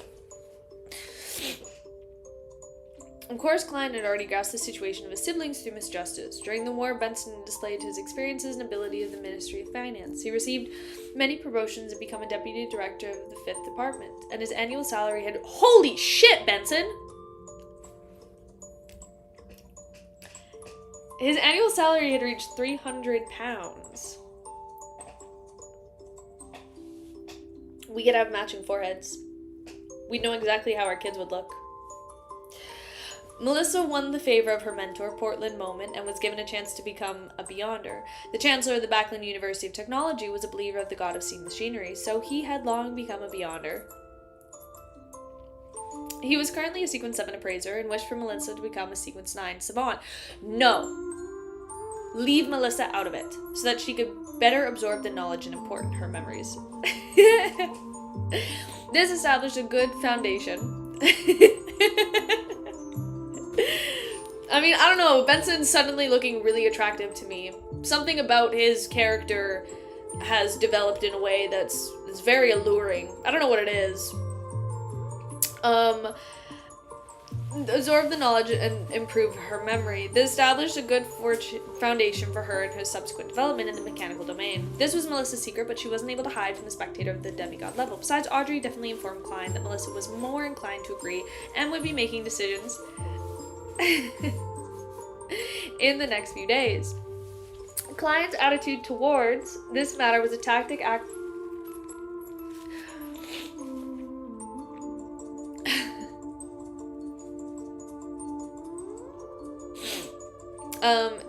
acquaintance. On the other hand, the spiritual perception enhancement one gained from the savant pathway advancements was rather limited. Melissa wouldn't really hear what she shouldn't. On the other hand, this was an impending apocalypse. The madness caused by the low sequence potions would further decrease.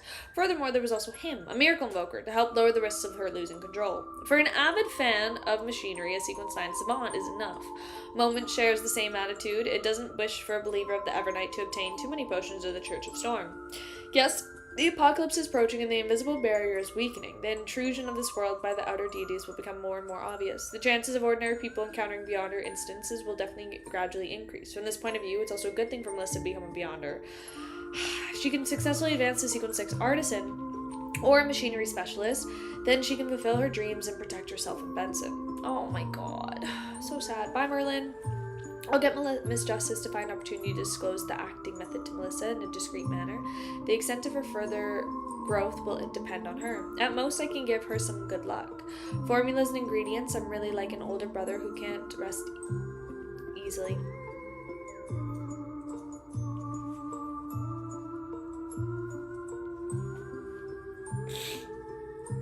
I've been like this since the beginning. Does this count as granting a wish in a certain sense? Melissa definitely wishes for Klein to come back to life. If I were to walk right in front of her, would I receive enough feedback? Stop it, Klein! Forget it. This will bring her and Benson devastating disaster. Klein shook his head and stopped himself from making excuses. He then pressed down on his top hat and turned towards the hotel by the streets.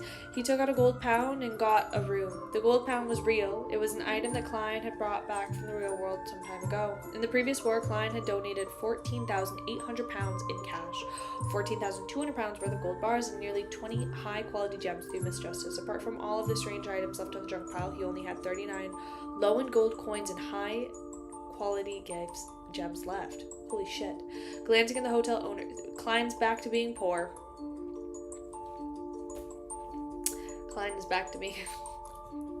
We're back to being poor. Glancing at the hotel owner's returning carriage in Sully and Pence, Klein put them away and entered the room before walking to the full-length mirror. Right on the heels of that, he took out the pen and paper. Right on the heels of that, he took out the pen and paper and drew the incantation to summon a Rhodes. Seconds and minutes passed, but nothing abnormal happened. Full-body mirror remained silent. A few seconds later, Klein chuckled and raised his eyebrows. He took out a gold coin from his pocket. Chunk. The steam locomotive that was spewing thick smoke wore across the rail, heading west to the continent. A disheveled Decanzer and machinery hive mind members stood in a particular carriage as they focused on the metal cage in front of them. The metal spikes above the cage extended outwards in all kinds of menacing ways. Coruscating with a dim light.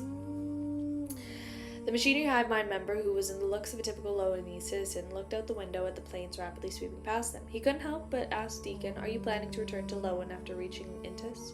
After the war ended, the Church of Seam, who had taken the wrong side, had no choice but to bear the consequences of its actions. It had to transfer all Beyonders above the demigod and sequence artifacts above grade 2 out of Lowen with the time period set by the two churches of Evernight and Storm. In other words, they had lost their original status in the future and could only maintain a small number of cathedrals, just like the Church of Earth Mother in Lowen. If it weren't for the fact that there were too many people who believed in the god of Seam machinery, and some of them being key figures in the reconstruction efforts in the war, the Church of Seam might not be able to retain such treatment. Similarly, a small number of cathedrals only required a small number of machinery hive mind members. Some of the Beyonders of Lowen had to migrate to Intis. Akanzer fell silent for a few seconds before smiling bitterly. "I have to heed the Archbishop's arrangements, but I will take the initiative to request to return to Lowen. That's where my childhood, teenage, and young adult life was. There's too many memories that I can't forget." His boyfriend's also there too, so.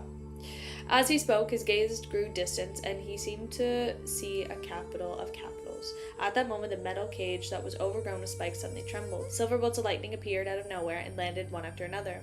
They were all absorbed by the metal cage and through the few wires wrapped around in rubber. The current flowed to the ground under the steam locomotive, dragging out the lines of spark.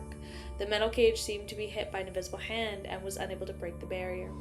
The magic mirror's reaction is very intense. It's always been very quiet in the past. The machinery hive mind member who had been asking was rather puzzled. Amidst the banging, Kanzer subconsciously touched his hair. That's not the case. It will sometimes show its crazy side. If it wasn't for what had happened, it would have been still treated as a grade 2 sealed artifact. Is that so? I haven't come into contact with it before, so it might just be me, but it feels to me that the magic mirror doesn't want to leave Backland. The machinery hive mind member teased with a smile. Lightning struck, and it was absorbed by the metal cage. The slamming sounds dragged on slowly as though it was making its last helpless cry. Akanzer took out an old and exquisite pocket watch and opened it. It only lasted 2 minutes. It's much better in the morning. Just as the member of the machinery hive mind who was just been transferred over was about to ask, he suddenly heard the slamming sound suddenly stop. It was as though it had been affected by some factor that couldn't be put up to resist it. "This is the style of the magic mirror?" he asked. Kanzer frowned slightly and said no. Normally speaking, it wouldn't have the strength to last 20 to 30 seconds. Something's wrong. "Deacon, don't worry. There's a powerful figure on board the train, one who outranks the archbishops." The machinery hive mind member beside him consoled him indifferently. There were too many dangerous sealed artifacts on the steam locomotive without a powerful figure watching. There would definitely be a problem. Akanzer nodded, indicating that he wasn't worried. Klein was sitting in the conjured carriage of the Halman's path, more than 10 kilometers away from the steam locomotive. In front of him was a mirror. Just as he finished outlining the symbols of the mixture and concealment of mystery prying, a wave of light suffused in the mirror. The golden Loanese text appeared. "Exalted great master, you finally hear. Your puny, loyal, and poor servant. We're adding poor. Everybody's broke this volume. Oh my god. Except for Benson. Benson's got his money up. Poor servant of Rhodes misses you." Klein couldn't accept the enthusiasm behind this line as he shrank back indiscernibly. If Rhodes' previous attempts to curry favor still maintained a hint of dignity, it was now completely fawning over him. Klein couldn't even direct a hit of crying. The frequency of amorous news popping up in the Trier is far higher than in Backland. "It should be a place that you're fond of," Klein teased Rhodes with a smile. "That's because you don't wish to go to Trier." The golden words on the surface of the mirror faded, their colors turning faint silver. Klein secretly clicked his tongue. "I have something for you." "Please ask," Rhodes replied humbly. "Do you know who Earth Mother is?" Klein went straight to the point. The mirror instantly turned dark and the faint silver words turned palish white. "I don't know. But during the War of the Gods, I heard a voice come from deep within Tenebra's heaven. He shouted a name. That's the true name of the sanguine ancestor. The magic mirror didn't dare to directly present Lilith's name. Lilith. It's actually Lilith. Klein was surprised, but he also felt that this answered many of his questions. Then he thought of the moon Emlyn. The vampire kept going in circles, imagining all kinds of developments, only to have never changed his faith. If Emlyn had Anderson's personality, he would definitely say to the Sanguine's Grand Duke and Marquise, "Hey, are you also coming to believe in Mother Goddess?" As Klein imagined a funny scene, he said to Rhodes, "It's your turn to ask." "Supreme Master, please continue asking. I'll ask it all at once towards the end." The palish white words regained a silver luster. Klein thought for a moment before saying, "How's the situation like now? For example, the situation in Faceac."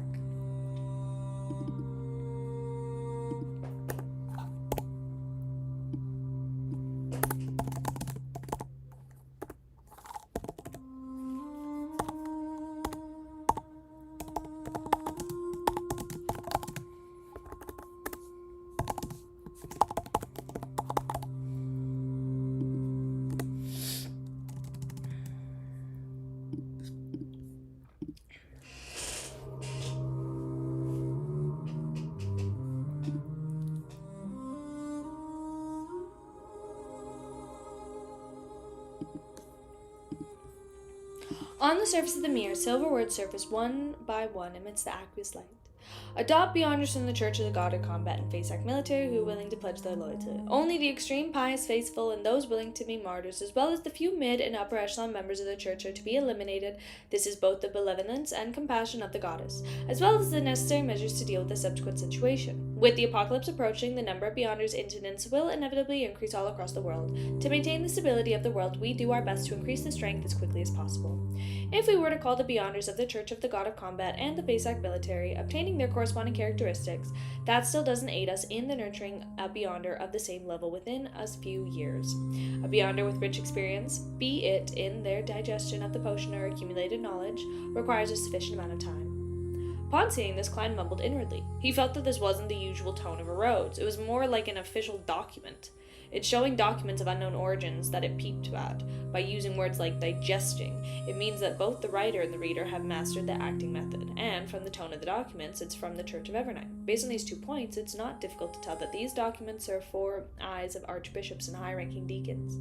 The author should be the Apostolic See from the Cathedral of Serenity. A Rhodes' secretly prying abilities are very impressive. Klein nodded indiscernibly as he waited for the contents of the mirror to flip the page. The silver words vanished one after another, quickly forming new sentences and paragraphs. "There's no need to spread the fact that the goddess has replaced the god of combat in the ordinary nobles and citizens of Faceac. This allows them to retain their faith of the god of combat. On one hand, it's beneficial for us to use the priests, bishops, and various major cathedrals who have surrendered to us. It will stabilize the situation in Faceac in the quickest way possible. On the other hand, it also prevents the goddess from being disrupted by the unresolved problem of faith before she completely gains control of the god of combat's authority. An update will be dispensed after a new revelation is given. Now we will only draw up the corresponding draft. Try not to incite the strong residents of the Faceac in other countries. We've lost too many Beyonders and soldiers, and we have expended a large number of resources and items. Be it the church, the countries, or the people with different classes, we are all very weak. We need some time and peace and stability to recover. We should work from the Church of Storms, the Church of Knowledge, the Church of Earth Mother, countries like Vanerpotter and Lenberg. We will force Intis and Faceac to make an uncontrollable surrender. We will obtain what we hope for the negotiable table. During this process, we can use the purging of the stubborn old-fashioned faith to exert pressure on them. When dealing with domestic situations and the fulfilling of the void left behind by the Church of Steam, the Church of Storm should be given enough respect. We can even make consciousness on certain matters. This is the will of the goddess." Finally, from that moment forth, the number of times the crimson moon that appeared in the sermons, preaching, rituals, and masses should be reduced. In official canon, the goddess is titled the Lady of Crimson shall no longer be mentioned.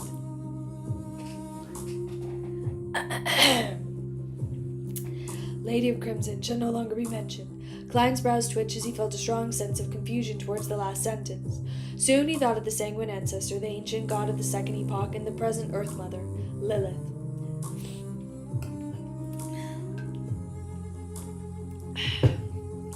Who was a sequence 0 in the moon pathway.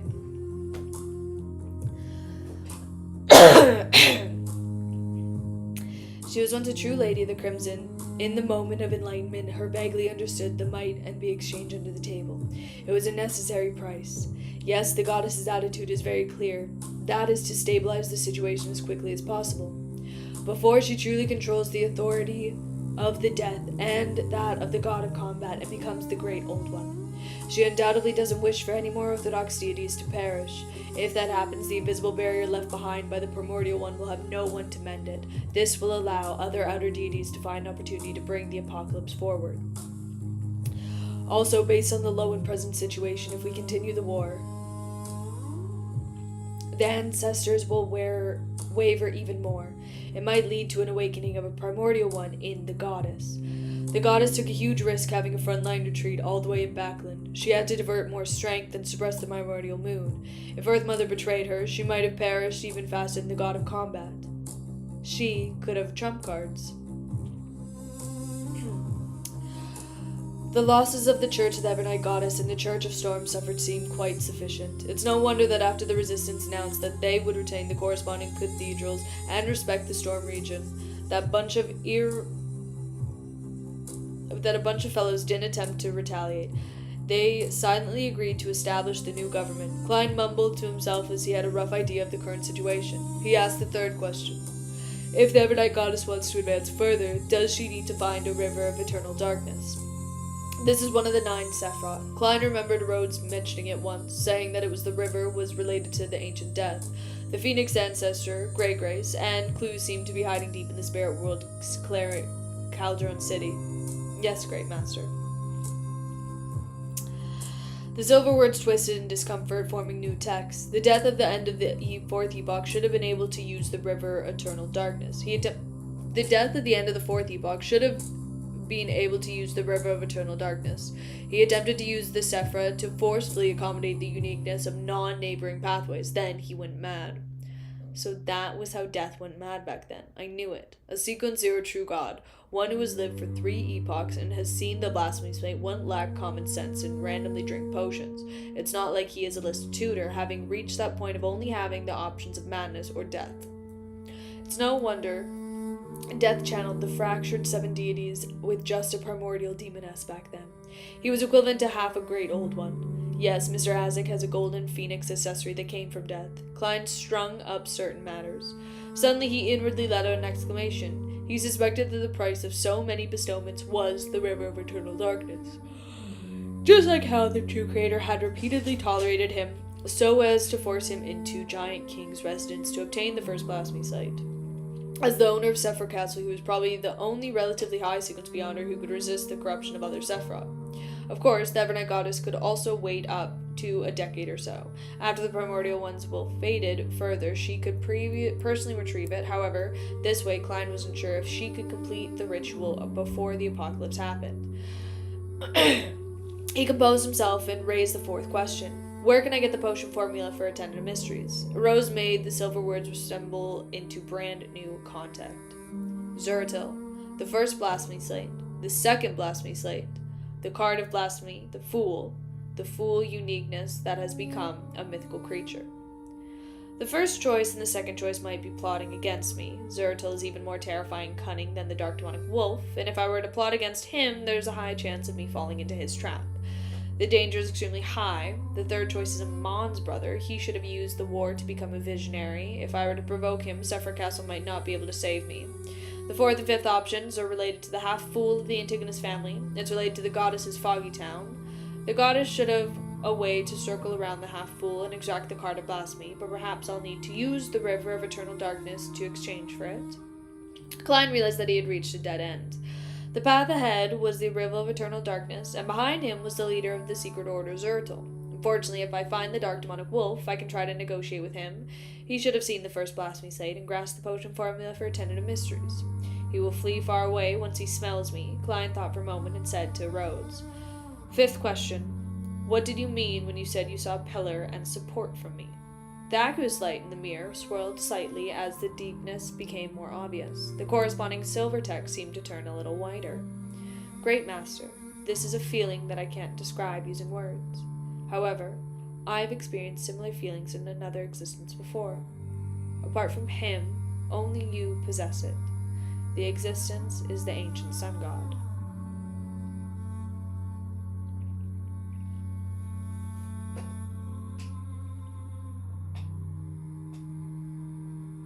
So back when I said that Klein was the ancient sun god, I wasn't totally wrong. The ancient sun god. Klein nodded in thought. All right, it's your turn to ask.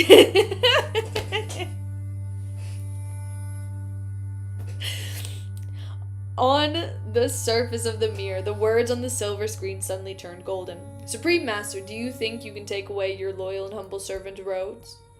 Supreme Master, do you think that you can take away your loyal and humble servant Rhodes? This question appeared 5 times in a row, completely covering the surface of the mirror.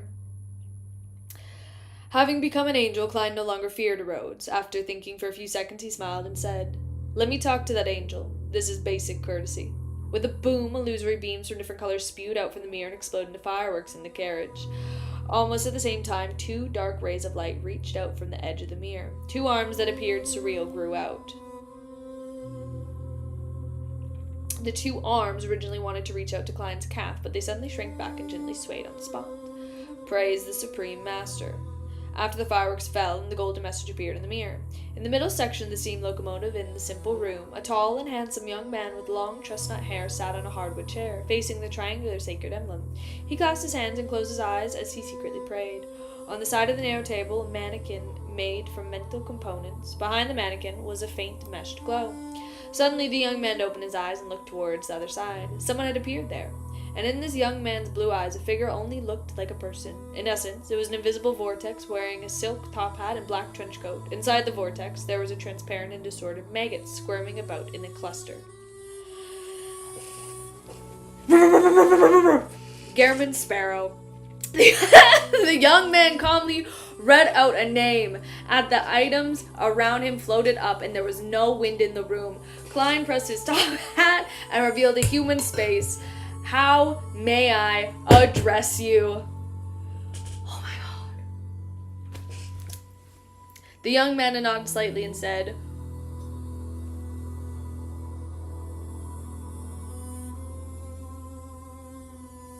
"Bornova Gustav."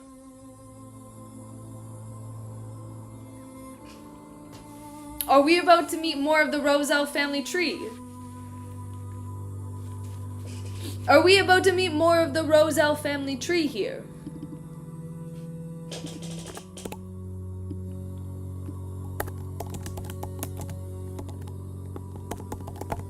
Crazy.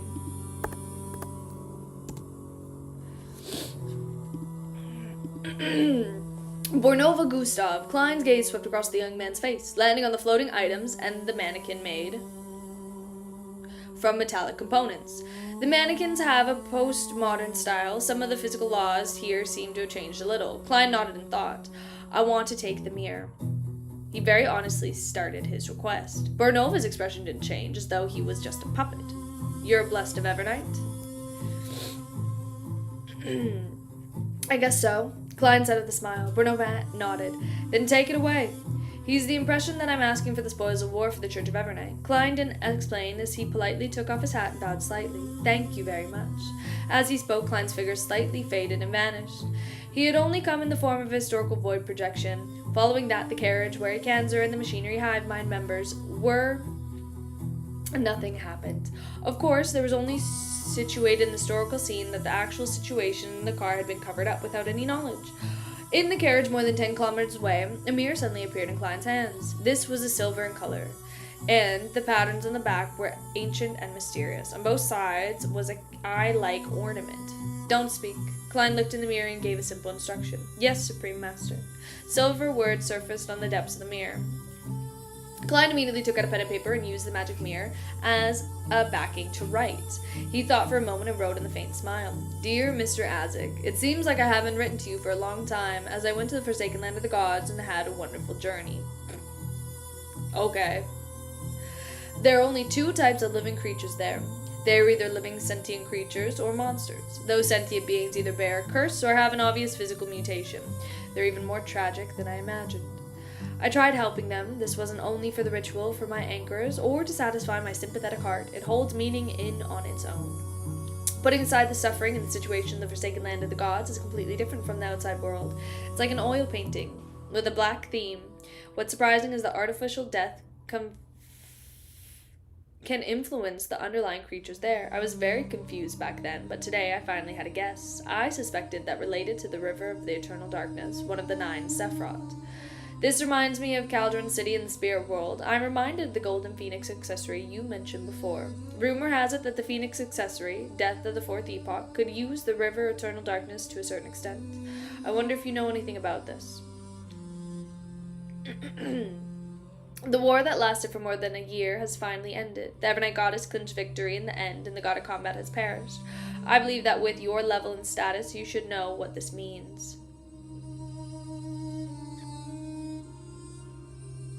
Yeah. No, I knew it was his son. That's what I was saying. I was like, are we going to meet more... Are we about to get more Roselle family lore? Are we to get some more Gustavs up in the house? I believe that with the level and status, you should know what this means. No matter what, the long-awaited peace has finally arrived. People are generally returning to their normal lives. This is the scene that I like to see, but some wounds may never heal. I don't know if the apocalypse will arrive on time, and I don't know when you'll wake up. I can only hope that everything heading in the right direction. Finally, let me mention something trivial. I've already advanced to Sequence 2, and I'm now a Miracle Invoker. This is both a curse and hope. I wish you well, your eternal student, Klein Moretti. Aww. Truly father-son dynamic. I love it. After he finished writing, Klein explained it carefully before folding the letter. He blew Azic's copper whistle and summoned the bone messenger. When the gigantic messenger emerged from the ground and Bones trembled as though it had sensed the aura of the great ruler above the spirit world, Klein chuckled softly and handed the letter to the messenger, whose number was unknown. He watched it clumsily before disintegrating into a fountain and burrowing into the ground.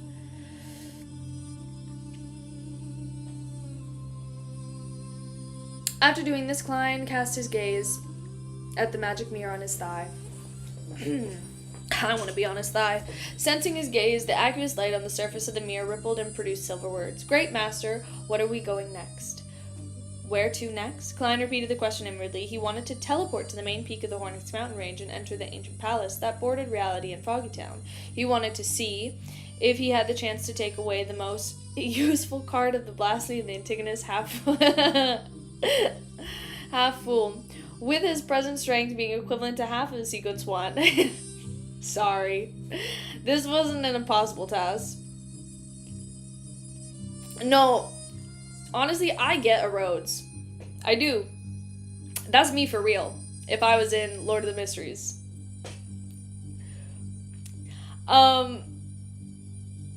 Obtain the main ingredient of a Tenet of Mysteries from the Half-Fool. Of course, the premise of the Evernight Goddess maintained the suppression and seal of the Antigonus family ancestors. Hence, he's gone full circle. Circling back to the deal with the Evernight Goddess. The presence me of the owner of Separate Castle, I can split a portion of Worms' spirit and stay above the Great Fog, constantly responding to any prayers. This way, apart from having certain latent problems and mental state, I'll gain quite a bit of benefits from other aspects. Yes, I can help my main body at any time, give me another resurrection method. Even if my main body is completely destroyed with the Worms' spirit above the Great Fog, I can still resemble my will and body. However, if I were to walk in the real world and get concealed, and also end up having my connection with Separate Castle severed, and the Worms' spirit left in Separate Castle will lose control and turn into monsters. Just like Zertil from back then, Klein quickly analyzed the solution. With his current strength, he felt that this was best if he didn't venture deep into Cauldron City for the time being. Even if he were to search for clues regarding the River of Eternal Darkness, he would have to fulfill many wishes and obtain the true strength of Miracle Invoker. With this in mind, Klein patted the mirror and said with a smile, "Next, let's go wandering together." "Where do you want to go?" "Trier. No, you can go wherever you want," Rhodes replied humbly. Klein smiled and jumped off the carriage, heading towards the city closest to him. After the carriage continued for several meters, it disappeared inch by inch and returned to the fog of history. At the same time, Klein's trench coat turned into a black robe with a top hat changed shape, giving off a classical vibe. This made Klein feel like a wandering magician walking through the streets and alleys. In a rather intact house in Backland, dressed in a holy white robe, a beautiful demoness of unaging... I can never read unaging the same, because I always think back to the time I thought it was unagagging. Katarina put down the mirror in her hand and turned her head to the young man who was rocking in the reclining chair. "The war is over. They finally decided to summon me back to headquarters. I've been waiting for this day for too long." The young man sitting in the reclining chair scoffed. He was wearing a long black robe and red patterns. He had pale white brown skin and soft outline, was the gatekeeper possessed by a red angel spirit. Katerina pressed down on the table with both hands and sat on it. The corners of her lips curled up as she said, "You don't seem testy at all. When you get locked underground with two detestable fellows for nearly 2,000 years without being able to escape, you'll know that 2 years of waiting is extremely easy and relaxing.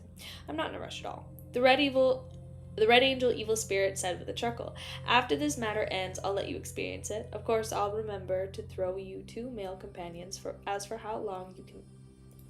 Whoa! What am I reading right now? When did Lord of the Mysteries just get, like, weirdly really freaked out? Wait. You'll know that 2 years of waiting is extremely easy and relaxing. I'm not in a rush at all. The red angel evil spirit said with a chuckle, "After this matter ends, I'll let you experience it. Of course, I'll remember..." Okay. "To throw you 2 male companions. As for how long you can last, that's up for you to decide if you can hold yourself back." I know what he's talking about, but I'm like, whoa. Like, I know he's talking about when he was, like, locked under in, like, the area underneath. But I was like, okay. We both knew what else he meant there. As he said this, the red angel's evil spirit 2 cheeks didn't reveal any retorting mouths. This was because, to them, this was the truth. They and the 2 other detestable fellows that had been locked underground for nearly 2,000 years without any means of escape. Upon hearing this answer, Katerina's eyes darted around as she asked with a faint smile, "Aren't you worried that Primordial would learn of this once you head to our headquarters?" "So what? There's always a need to take risks in doing things. Furthermore, the worst outcome is to fuse with her. I'm already 3-in-1, so becoming 4-in-1 isn't a problem." Sauron and Horde Medici said with a nonchalant attitude. I fucking love this guy. "Let's set off." Katerina hopped off the table with a smile. Just as she finished speaking, the red-haired man with the...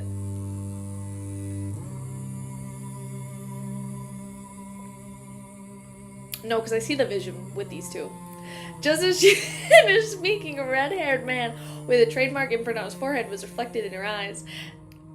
The gatekeeper, who wore a black, red patent robe, stopped breathing. His skin and flesh rapidly rotated, turning into yellow-green pus. In just a few seconds, there was only a white skeleton beyond a characteristic left on the reclining chair. Katerina waved her hand, pulling the bionic characteristic over using invisible threads. It fell into...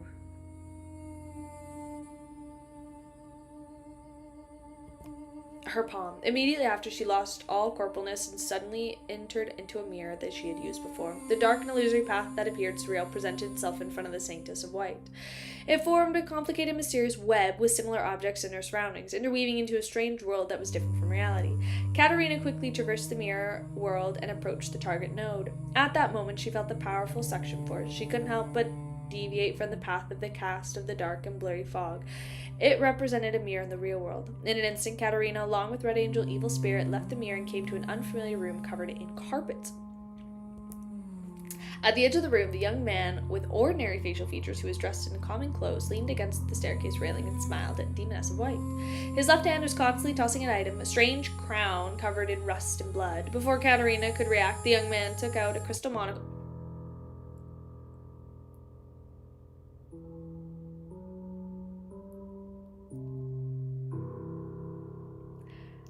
and put it on his left eye.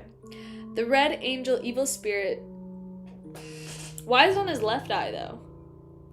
On his left eye, the Red Angel Evil Spirit sneered, echoed in Katerina's mind. The next second, the young man took off the monocle and shifted his to his right eye before saying with a smile, "Sorry, I wore it in the wrong spot." Oh my god! Oh my god. Oh my god, oh my god, oh my god. Also, last chapter.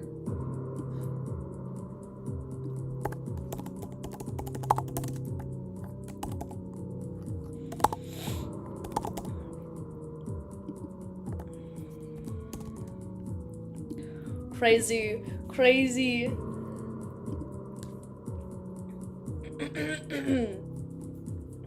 Oh my god. No, true. I love it. Amon committed to the bet. I won't. I truly won't. I won't ever read Monocle the same way. I was also watching an anime, and in the anime, there was a lot of mushrooms all over the place, and they kept popping up, and I kept being like, I don't like this. I don't like this. Last chapter. Wandering Magician. Upon seeing this scene, Katarina's body took a step back uncontrollably as her mind fell silent. 2 seconds later, she opened her mouth and let out a male voice. Stop, pause. So much is happening right now. 2 seconds later, she opened her mouth and let out a male voice. Hey, little raven. Without waiting for the young man to respond, Katarina smiled and said, aren't you looking down on me by bringing just a few avatars? Could it be that you're a mailman specifically here to deliver me beyond your ingredients?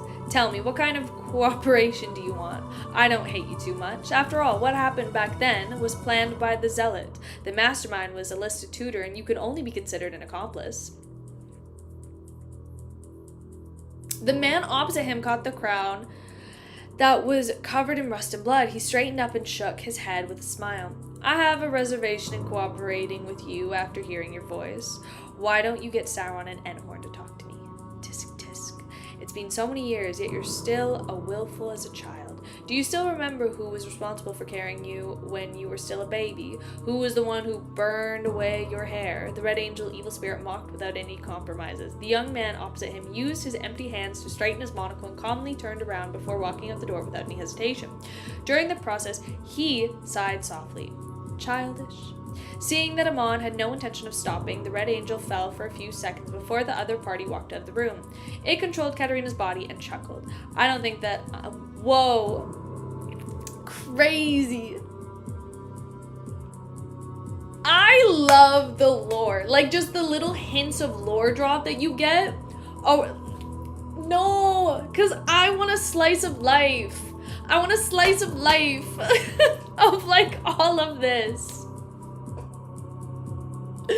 Crazy.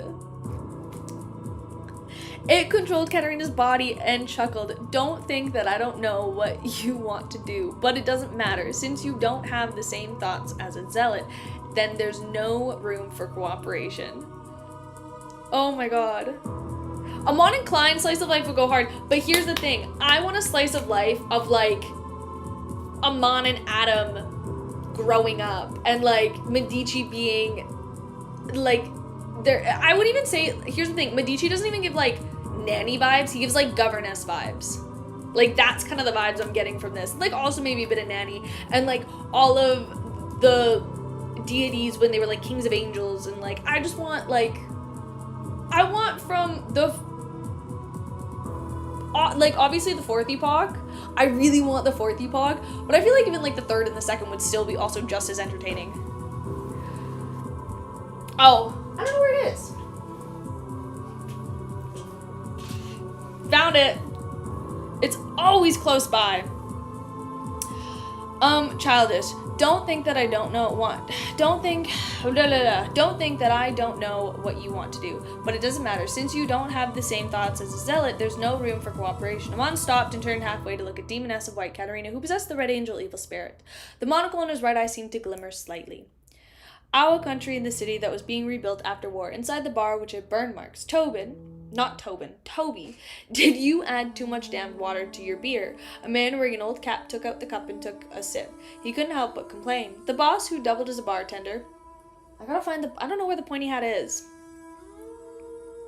Reads the sentence twice and reads it wrong both times. Wiped his cup and snorted. Do you still remember the alcohol ban from before? Oleg, you should be thankful that I even have alcohol to drink. The burly man, who was named Oleg, murmured for a few words before he focused on drinking his beer. Beside him was a bronze-skinned man that rolled up sleeves. It looked up and surveyed the area. I heard the alcohol ban will soon be lifted because water food will soon be sent over. Also, Facesack and Intis will pay reparations with plenty of food. I can only say that I hope so. Many of the Lord watch over us. The bar owners. Toby had just responded when he heard the door open. He looked up and saw a young man who seemed to be a wandering magician walk in. This man was wearing a long black robe, classical top hat, and he walked up to the bar counter and sat on the stool.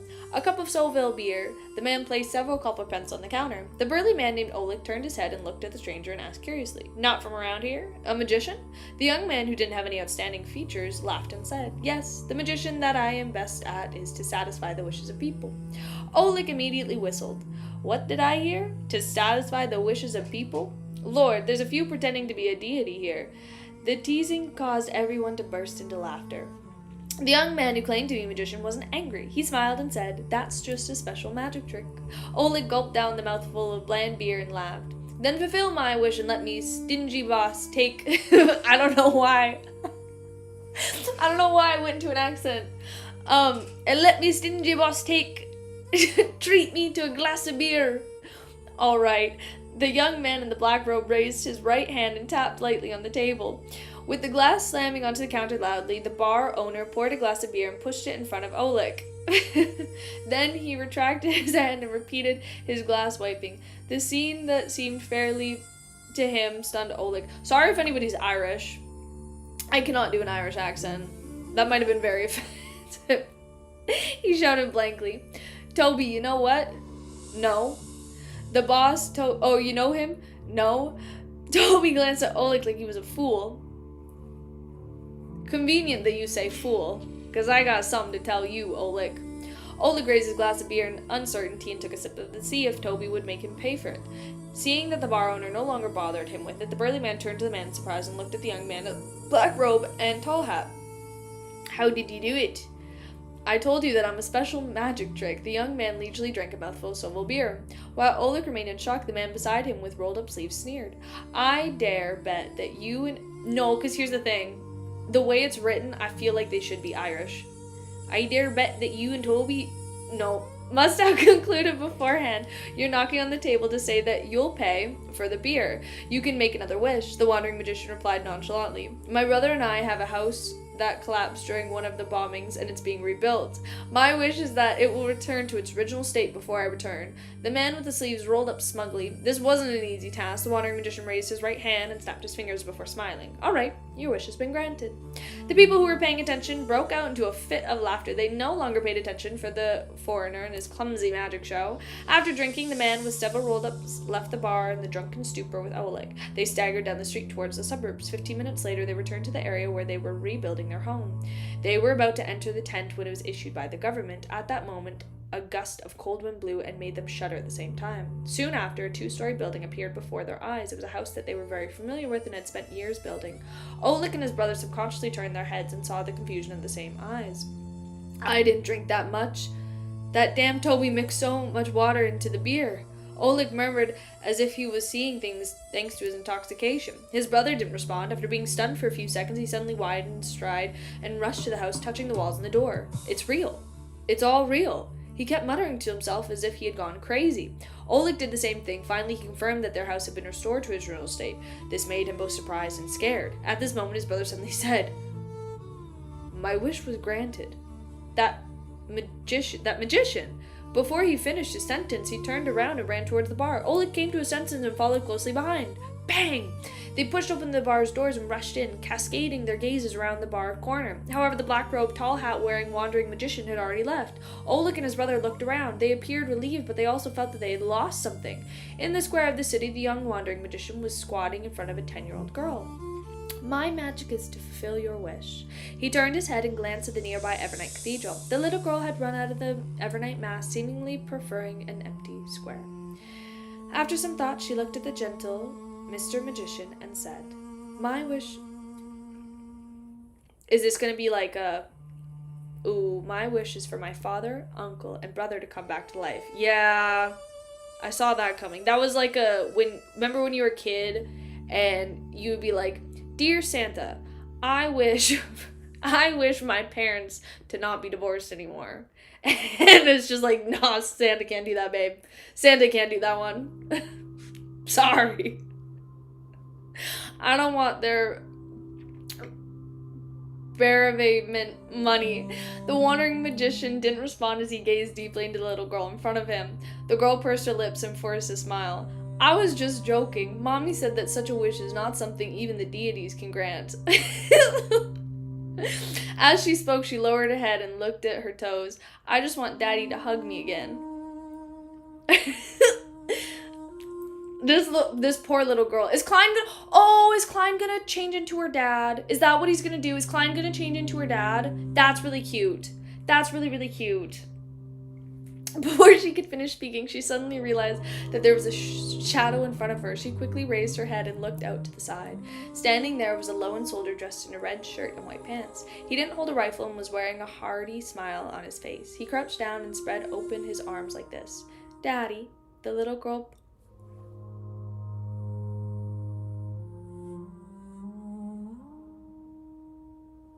Daddy, the little girl pounced forward and threw herself into the warm embrace. I miss you so much.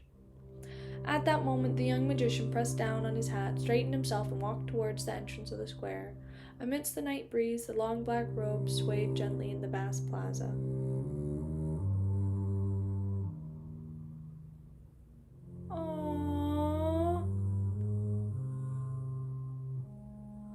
In the blink of an eye, it was Monday.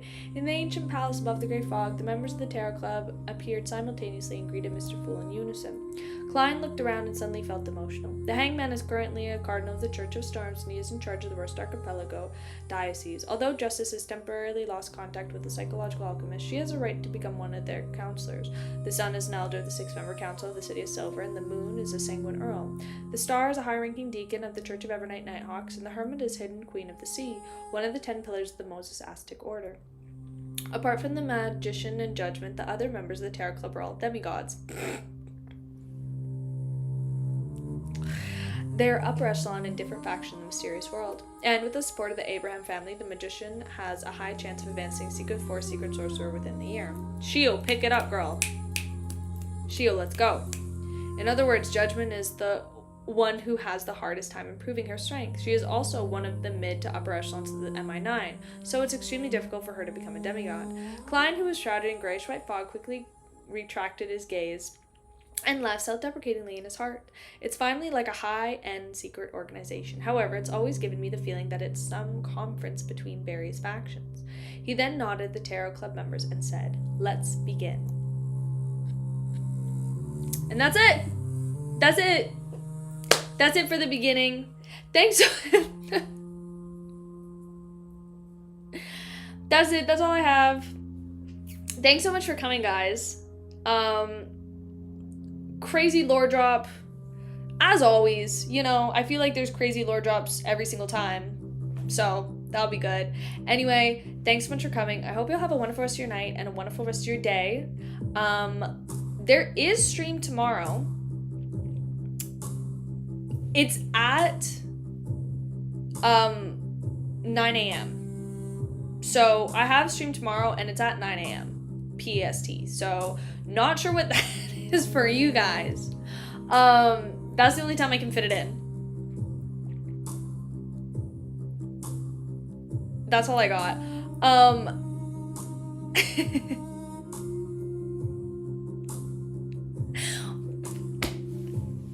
That's in 13 hours.